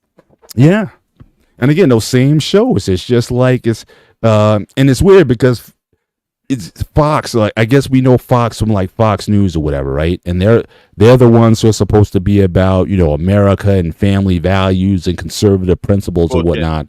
But all these trash shows came from Fox. That's not bullshit. I don't know. They're not this American dream TV. Yeah, it's like they're not that. So Fox News is a very different animal than from Fox Entertainment or whatever the holdings that that family that Australian guy Rupert Murdoch, so he's got a lot of different entities going on, literally playing against one another when it comes to the products that he produces between his quote unquote news channel and the entertainment product that he comes out with. So I just find that interesting that the same guy is working sort of both sides of the ledger, promoting degradation of families or whatever on one end, but on this other end he's got this media news network that is supposed to be so quote unquote family values or whatever. So I just find that interesting that a lot of people focus so much on the politics, and the guy behind it, he's just trying to make money. You know what I mean? So I don't think these guys have any sense of morality or whatever. He's just trying to make a buck, and he just puts the stuff out there that he thinks that people want to watch. And I guess he's been relatively successful at doing that. But again, another show not related to the Fox product that started in the early 90s. Ironically, again, MTV, Beavis and Butthead, right? great example. I remember trying to start watching that, and my mother goes to me, "Yeah, you got a man." And I'm like, "Oh." But I didn't care. I want to because it was the thing to watch in the 90s. But it was like these two degenerate, degenerate guys that was just, again, had no ethics. There was no math. They were crude. They were disgusting. I mean, it was just, but again, people fawned over it. So again, early 90s, again, Beavis and Butthead. And what was the cartoon that came out that was kind of like the satire show with the oh gosh. There was another show. It was like very satire. The Max? No. The Max was right after Beavis and Butthead or before. I remember actually that's the reason why I want to stay up so late because I want to watch that damn thing. But somebody didn't let me. Mother. Somebody help me out here. It was a show that was on I don't think it might have been on MTV. I can't remember. But it was a very they had these kids, these very simplistic animation. It was almost like those snow snowmen type of graphics or whatever. The kids were showing almost like these conical round shapes, and oh my gosh, I gotta look this up now. This is bugging me. If anybody knows what I'm talking about, South Park. Thank you, South Park. Yes, oh, you're on a different channel now. That's what. Yeah. So look at it: The Simpsons, South Park, Beavis and Butthead. And then everything that came out of that, they took cartoons in a totally different direction. We're not trying to teach you how to be good. We're not trying to teach you how to obey your parents and the laws and treat people with respect or whatever. We're going to be as bad as we want to be, as cruel as we want to be, disrespect our parents, whatever it was. Every other cartoon that that came after that, it seemed like they had sort of like the same. They kind of had the same theme to it. So again, that South Park, again, early to mid 90s. So again, very different from anything that came prior to it, and I think has influenced every cartoon that's come after it. The only exceptions being the imported product from, like I said, the Japanese animations. You have Pokemon and all those Japanese things that are out there. When I never really get into it till after the movie came in, South Park the movie, if you remember, and some of the scenes, I'm like, well, I remember watching it back then. I'm like, this is kind of perverted. I remember back in Greece, like you got Hitler trying to screw the devil. I'm like, what the fuck is going on here?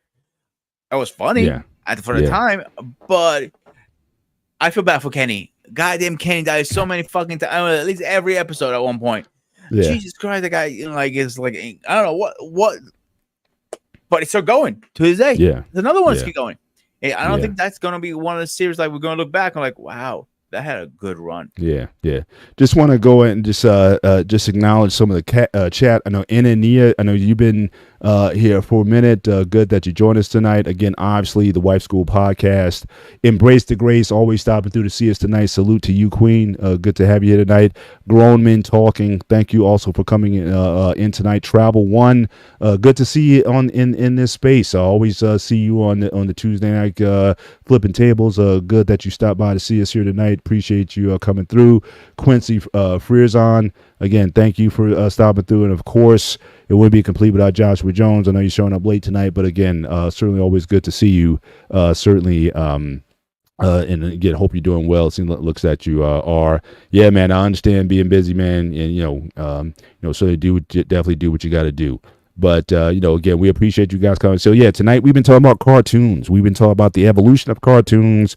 We've been talking about, from our cultural perspective, the cartoons in Greece, cartoons in the U.S., how they've changed over the years. And I think where we've been in the last segment of the show, really talking about which cartoons may have changed. Because, again, we talked about certainly in the 60s and the 70s where cartoons were considered almost like social character, builders, that you always had a message in the cartoon, whatever it was. But you saw something change in the early 90s when you had The Simpsons that came out, when you had South Park that came out, when you had Beavis and Butthead came out, and then it was also reflected in the television itself with Married with Children and all these other shows that said bump all of the morality and the teaching and whatnot. We're just going to give you crude but funny. I'm not going to be a hypocrite and say a lot of that stuff wasn't funny.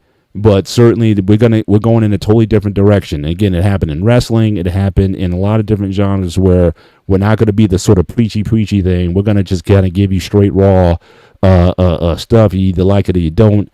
Obviously, a lot of people liked it because, again, like The Simpsons has been there, on air for over 30 years, and arguably could be the most influential cartoon, certainly of all time. Certainly much more influential, with younger people than, say, the Warner Brothers cartoons that I might have grew up on, or the Saturday morning cartoon slices that we may have grown up back in the past, or the teaching stuff. Like I gave a shout out to Schoolhouse Rock. Again, certainly if you're a Gen Xer, you got to remember a lot of that Schoolhouse Rock material from back in the day, Verb and I'm Just a Bill and Zero is My Hero and all those segments that they did on Schoolhouse Rock. But now it's kind of like, we're just, slapstick satire, crude humor, blue humor. That seems to be the order of the day with cartoons of this day. So I don't know if we're ever going back to having, cartoons that are more quote unquote wholesome, or just sticking with the, just with the action stuff like the G.I. Joe or the Transformers that we grew up on. But it's definitely in a different time. So I just want to, for the people who came in late, I just want to kind of summarize, what we've been talking about tonight. And also I would like to know, certainly for you growing up, what was your favorite cartoon growing up, or what was the most influential cartoon on you growing up? So anyone in the chat who wants to take that on, you want to pick your top 2 or 3 cartoon classics in the day that you watched or you still watch today, certainly feel free to drop that in the chat also. But go ahead, Peter. So one thing I want to touch base, we haven't touched base, is we talked about different genre. We're talking about different type of cartoons, but we didn't talk about different kind of animation yet. And I think that's a good closing topic to talk about, because think about it, the animation that was in your era growing up versus my era versus this guy's era are completely different. I think that is a factor in the show, how you watch it, because if the anime is not good for your generation versus my generation, are you gonna sit down and be able to watch it if it's crappy? I don't know, because I don't think the animation has necessarily been consistent over time. I think it really depended on who was doing it. So like I said, if you go back to the Warner Brothers, some of that animation back in the day was very good for the day. Conversely, there were other shows where the animation wasn't as good. Like even if you look at Transformers season 1, the animation wasn't that great, but the stories were great. And so, so I think animation could be a factor. Or if I go back to the most crude animation that I ever saw, but I still grew up on, was, again, the Marvel superheroes from 1966. Because what they did was they literally took the comics from the 60s. They took like the poster board from the comics and they did slight, subtle animations to them, where the lips would move, or there was like an arm drawn in to give it more action, but it was basically from the comic strips and brought them in, but they were basically narrating the comics. So again, clearly very crude animation, but still didn't lessen necessarily my enjoyment of the of the product. So I think ultimately, if the storylines are good, whatnot, I think animation you can almost sort of get by with if it's not as complex as it was. Because you also got to understand, especially for the stuff in the 40s and the 50s, I mean, animation in general, I think was like the 20s or something like that when animation first came out, when Walt Disney did stuff or whatever it was almost like, revolutionary when people were seeing actual comics and whatnot. I think Walt Disney really capitalized on a lot of that stuff. But again, the writing and the taglines, the humor, what they were trying to get to, I think was certainly So really fast, the first what's there cartoon today. came out in 1908. Okay, so again, it's a lot earlier then. Yeah. But I know Disney. I think he really took it up to another level with I think a lot of his product. And again, we all know that some of that stuff. I know Bugs Bunny and whatnot. We all know that was they took Bugs Bunny from other characters and whatnot. We all recognize what that is, especially today.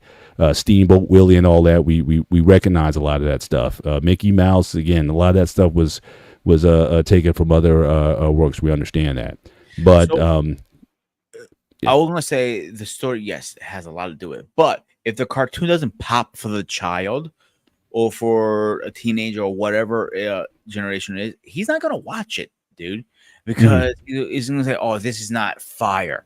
This is not cool. Oh, this is corny." And like is back when I remember seeing Transformers the first time, I thought that was the hottest thing on the market. yeah, Joe, I thought those things they popped and got my attention. Wow, that is cool. You know what I'm saying? Now, if you I see a good example was one Batman series. Like, what the hell are they doing? The animation story was great, but I know a lot of kids could not sit there and watch because the animation was so bad. I personally don't think it was that bad. I think they were overreacting versus another one. I'm like, oh, okay. But so the animation does have a factor because the kids first you're going to see with your eyes, like you eat. You see where you see something good, then you eat it. You see the eyes, oh wow, that pops. And you get into the storyline. Oh, this is a shitty storyline. Fuck it, I'm out of here. But you something has to attract you to go to it. Am I making sense here? I can buy some of it because especially now, I mean, one thing that we haven't really talked about when it comes to animation, I mean, it almost seems like, especially if it's going to be like in a film format, everything is CGI right now.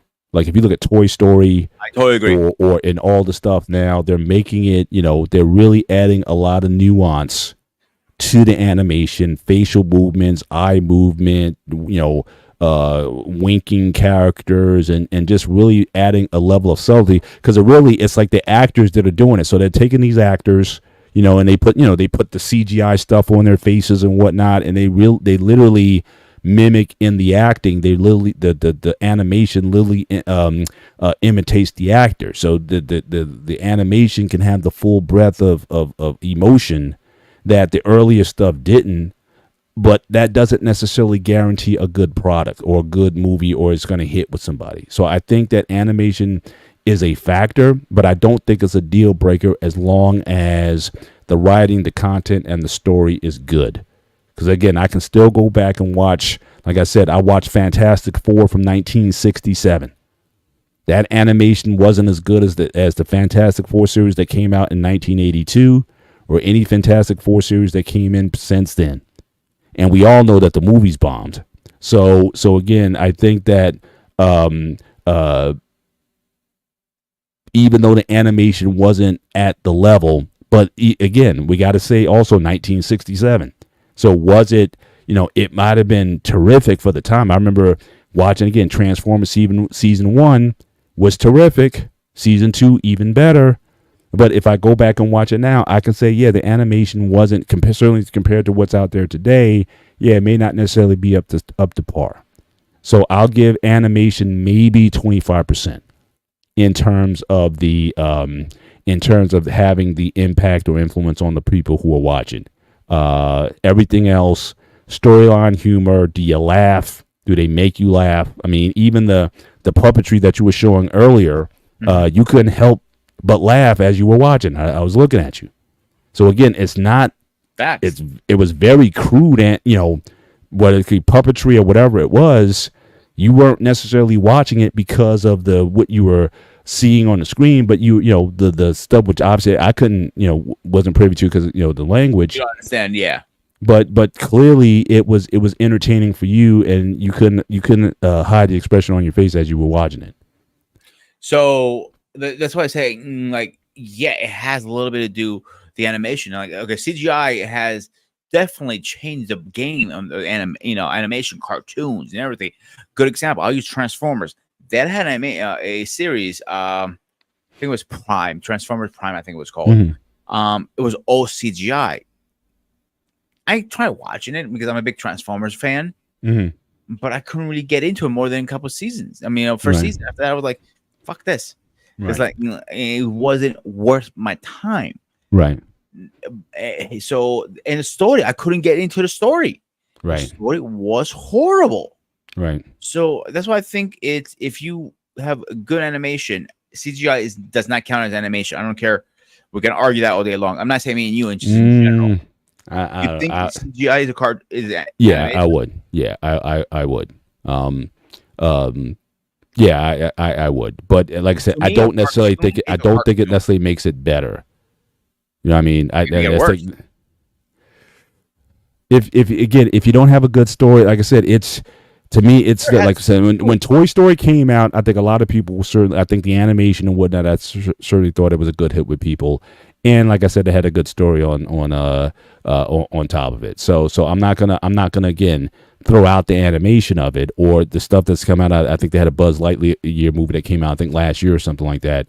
Again, I don't know how well the movie. I don't know how well the movie did.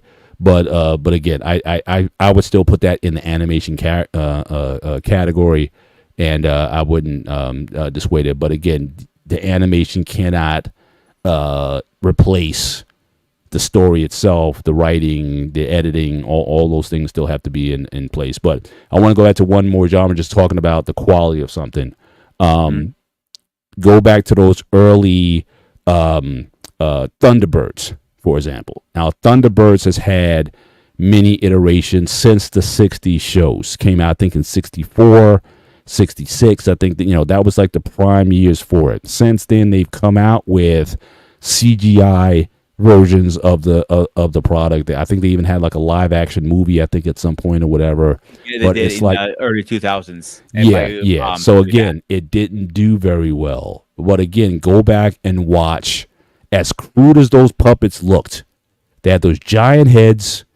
You could see the string work a lot of times. You could see it was there, but it was enthralling though.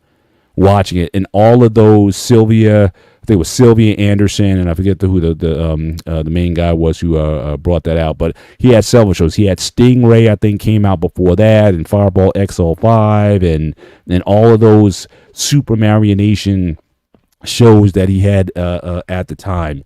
What was interesting though, as the technology changed, the shows got less popular because people could almost suspend their belief that these were puppets on the screen.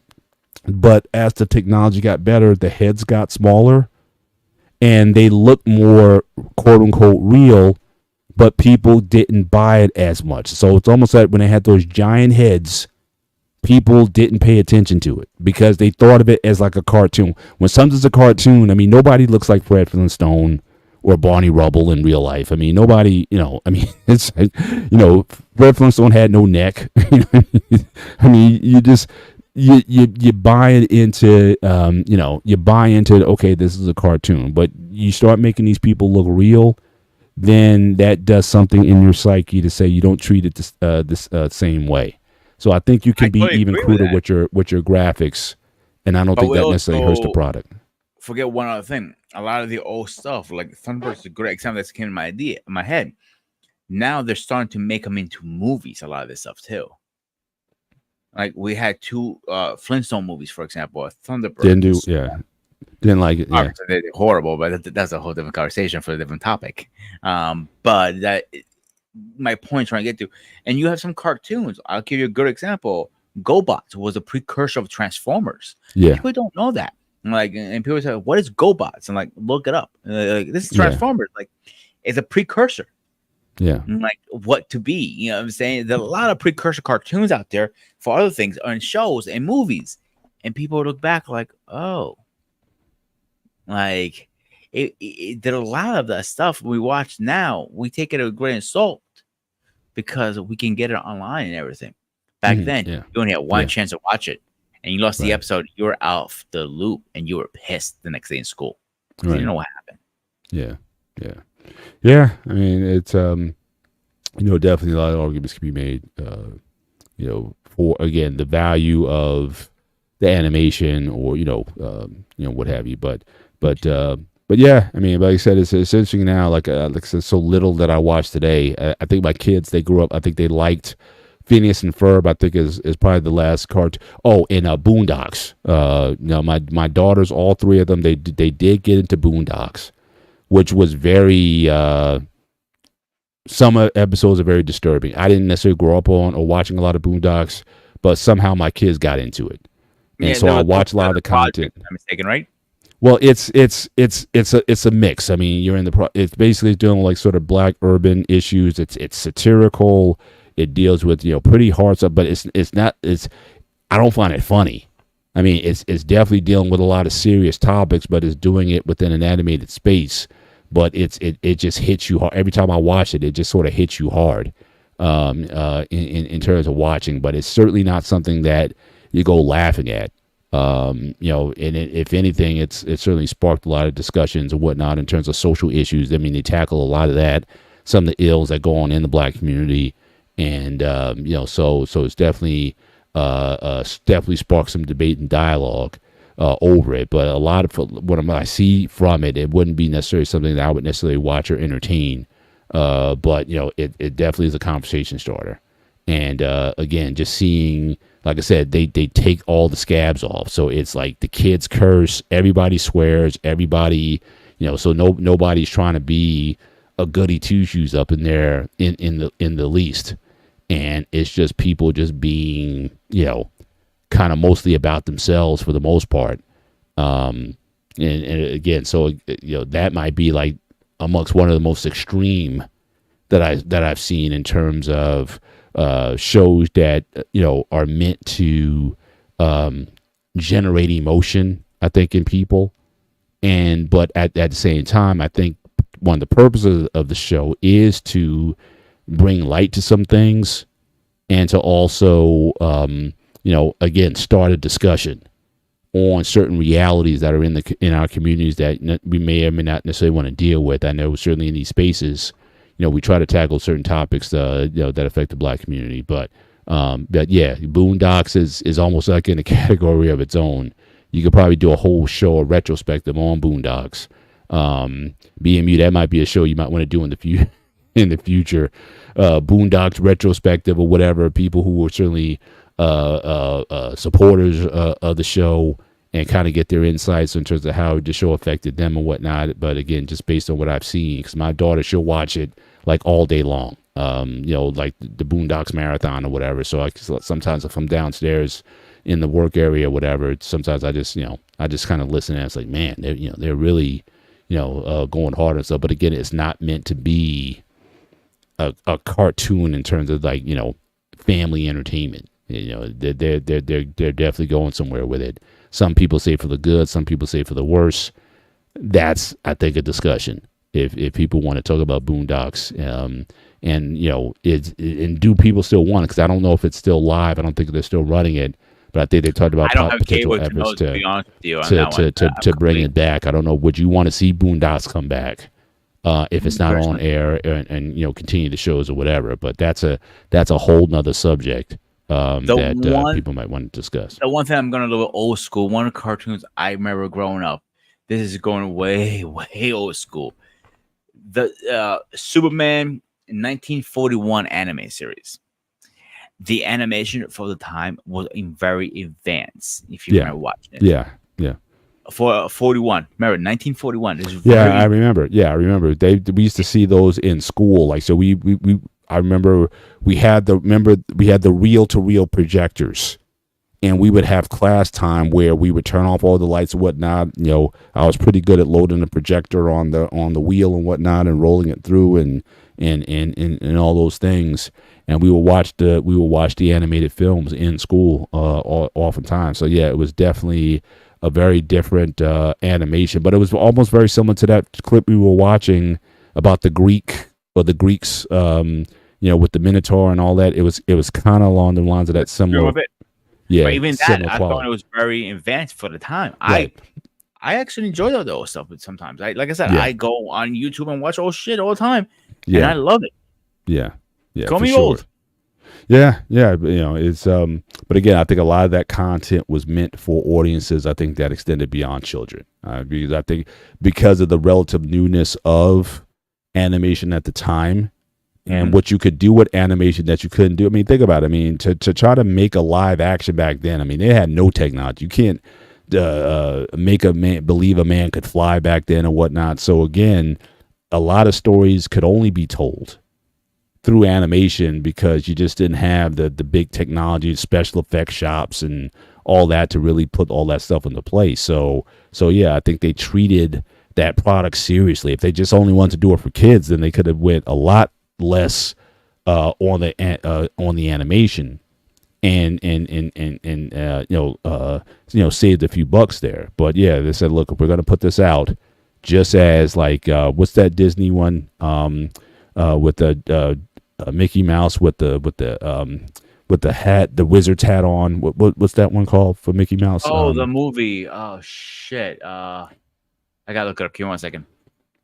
Yeah, but I mean, if you're talking about that kind of level of quality, then yeah, I mean they're gonna put a lot more into it, and make it for something that goes beyond the kids, that the adults, they're going to be able to enjoy it as well. But yeah, this was certainly a good retrospective, going back and looking at the stuff that we grew up on. Again, the game changers, which, like I said, I go back to the early '90s, and you could look at again South Park, Simpsons, and what was the other one? The third one? Oh, Beavis and Butthead.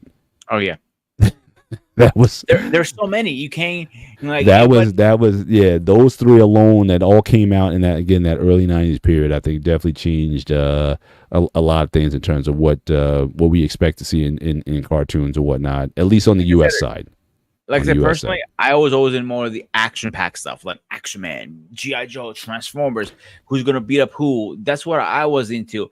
Mariana said Fantasia. Yeah, we got. They actually remastered that recently too. Yeah. For people who want to see it too, is actually, if you go get a chance to go watch it back, it's actually not a bad remaster. It's actually a pretty decent one. Yeah, they do that with a lot of that retro product. Well, actually, just real quick before you close out, what do you think of remasters? Are you for it or mostly not? Because to me, it's almost like going from a record. Okay. So I mean, I'm not opposed to it, honestly, but for a lot of people, it's like the difference between records and CDs. Okay, here's my thing with remasters. Depends what we're talking about. Are we going to keep the original? Yeah, everything. Story? No, just cleaning, literally cleaning it up. Like they say, like a lot of people who like records didn't like CDs because CDs, like when you played the record, you heard the dust and the skipping and stuff like that. It was almost like what they call like being in the room with the cigarette. Like you put a jazz album on. It was like you imagine yourself in the smoke filled room. But they said the CD was too clean. You took something off of the CD. Off of the record, that you cleaned it up for the CD, and for some people they didn't like that because they were used to an experience that you got off the record versus on the CD. And I think for a lot of people, sometimes you can clean it up, make it crisper and whatnot. It's like, it's really bright, which I can appreciate. Some people liked it the way it was and don't want that necessarily that image changed. So that's why I was asking you, where do you fall at? So again, we're not talking about making a special edition. We're not talking about hand shooting first or Guido shooting first. We're not talking about anything like that. We're talking about just the same thing, but cleaning it up. Just cleaning up. I'm a huge fan of that because sometimes you need to. Yeah, especially if you're upgrading to 4K. Especially with the better TVs now. I think also because now you got the 4K and you got 8K TV coming out. If I play on my 85-inch TV over here, the old say 1941 cartoon, it's not gonna look anything when it looks like crap. Right. I'll give you a perfect example. I had a retro machine, Nintendo, I think it was. I can't remember. Yeah, it was a Nintendo. I have the mini, the rebuild ones they did, right? But it still was original graphics. Mm-hmm. it does not look nowhere near as good on the Right, because you 85. can literally see the My fourth one. barcodes like on the Yeah, you can literally yeah. break it down, and like that's why I usually play on in the other smaller TV. When I do, Right, that's a little fun. I'm killing like I'm like a half hour kind of thing, right. but it's just nowhere near the same. If you clean it up, it's some things you cannot clean up, but that's one thing. But for animation, I think you can clean a lot of things up. Yeah, Like the Superman I was talking about, 1941. I think you can clean that show up very well, actually, and put it back out. right. But Doesn't hurt would you get the same experience in watching it, looking at it cleaner, or would it remind you more? Because people always wanting the same feeling that they might have had when they were younger when they saw it the first never time. gonna get that. Sometimes when you clean it up, You're never going to get the same feeling as, let's say, me and you were, let's say we're a jack age, we grew up together, neighbors, watching the same game, and now 20 years later we got together again. Like, hey, Paul, remember hey, we should throw in and watch an episode too. We're never going to catch the same magic. honestly with me, that's exactly how it is. Like I said, when I went back and watched those old cards, 67, Fantastic Four, and all that, it took me exactly back to where I was when I was a kid. I'm one of those guys. I can go back in time.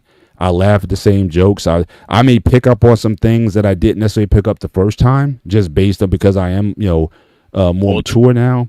But the feeling, yeah, no, it to me it is like going back in time. That I would say. I'm not saying it's not going back in time, but the magic of the back then and now is not going to be the same. It's going to be different.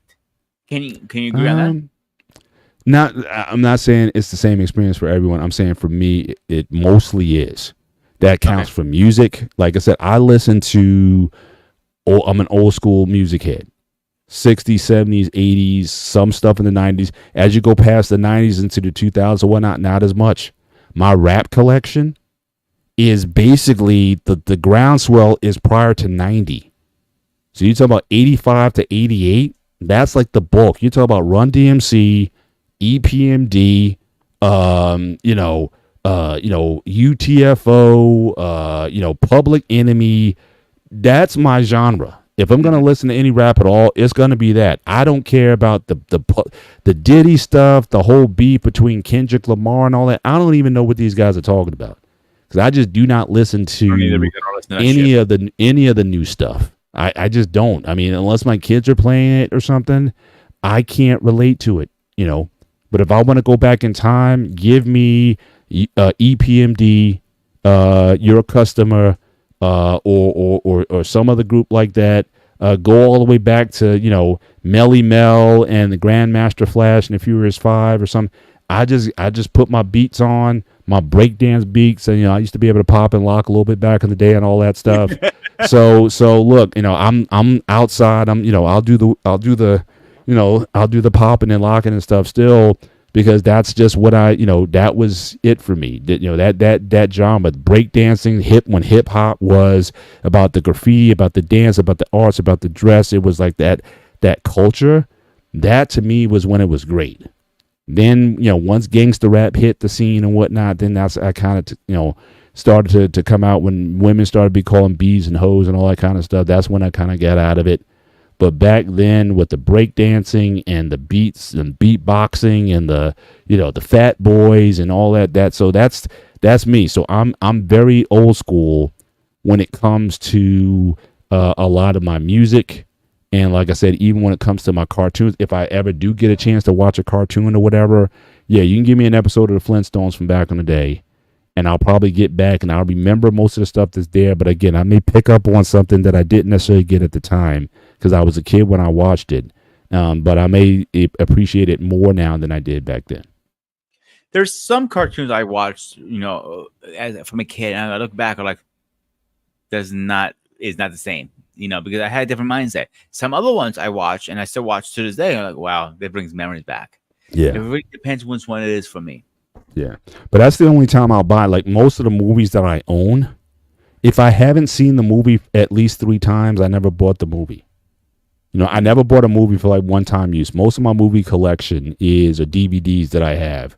I could at any time put the movie in and watch it. Like The Godfather, I can watch. And it's weird because it's like my wife and I, we have this, we like this joke between ourselves. Anytime, like we could be flipping channels. Okay, The Godfather's on TNT or something like that, or The Godfather Marathon. Everything stops. Everything.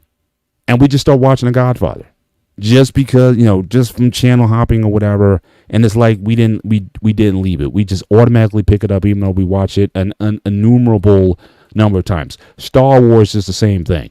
If Star Wars is on, the original, I'm talking about episode 4, okay, of Star Wars is on, everything stops. And yes, I've seen this probably 1,000 times.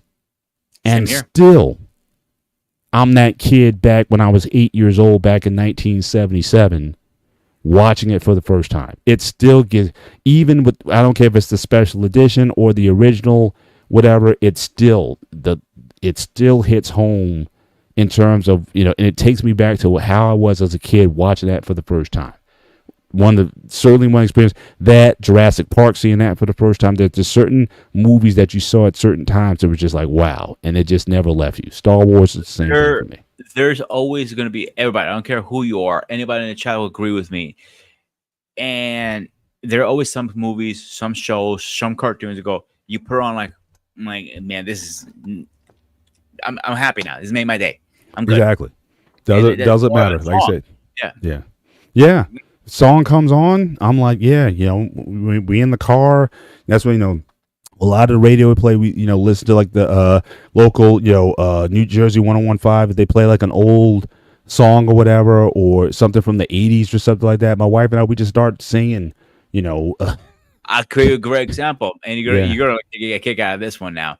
It just came on my phone randomly. Like I put shuffle. I'm driving because I CarPlay, and Will Smith came on with "Nod Your Head" from Men in Black 2. I'm like, okay. Now I'm like, nah, that was a good song. Yeah. I mean, so I have enough to keep me happy. That's why a lot of the more recent conversations that everyone's been having, I'm kind of out of the loop on it. Like I said, the whole Kendrick Drake beef stuff, I'm like, I have no idea. I don't really care. I don't know, guys.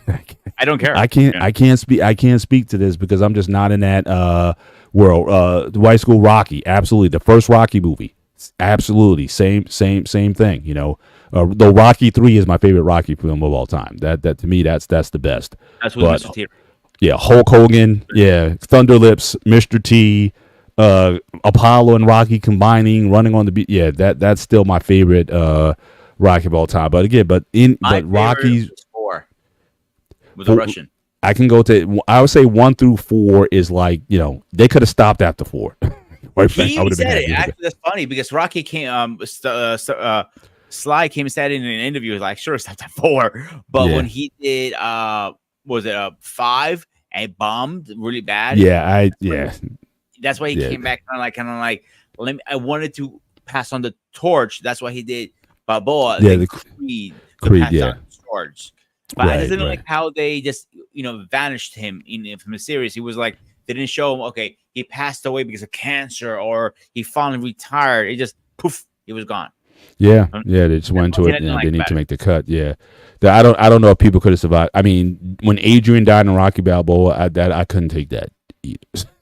That was too much. When Adrian died, it's like, no, I can't handle that. So if Rocky dies, I don't know if I could ever watch a Rocky movie again. If they never said, like, technically in the storyline he died or something, but after Creed 2 he says, I am done. I'm like, I wanted to pass down a torch, and I was fine. Even if passed the torch saying, kid, I told you what I can, you got a champ, kind of walk away in a dark room, like as like tunnel vision kind of thing, and him walking at sunset. I'm okay with that. The same way they did with Paul Walker. When he drove away, then he killed him off. They never killed him off. He drove away in the sunset. I would be more okay with something like that with Rocky. But just guessing and like, I have a heart, swallow that pill. Give me something. I couldn't handle that. Or he's in a nursing home or something. He's sick, can't do that anymore. Or he's actually having a family. Look, I still got trauma from when they killed off Optimus Prime. Okay, I can't go back there either. So which one? Transformers the movie. When Transformers the movie in 1986, when they killed Optimus, I was like, no, I can't. I almost lost it. Fun fact: they actually killed him off several times. A couple times in the series. The final one was they were like, okay, we're done with this acting. Let's move on to a different, different role. the big one was the movie, obviously the anime movie, and the real big one was the Transformers 2, the worst Transformer movie of all of them. They rushed it so much, and they trying to bring him back alive with they went too many directions there, but yeah, a lot of Rocky movies. Yeah, what happened to the truth? Yeah, Rocky. I'm telling you, Rocky 3 in particular, the speech on the beach with Adrian telling me the truth, all that. I mean, that is by my far favorite speech of his is when he's talking to his son in Balboa. Says, yeah. Life hits hard. Great speech. I actually listen to that sometimes. It motivates me when I'm feeling down. Absolutely, yeah, you're right. And it's a great. I used it for when I was doing Motivation Mondays. I used it myself. Yeah, definitely. The best quote ever said is by him.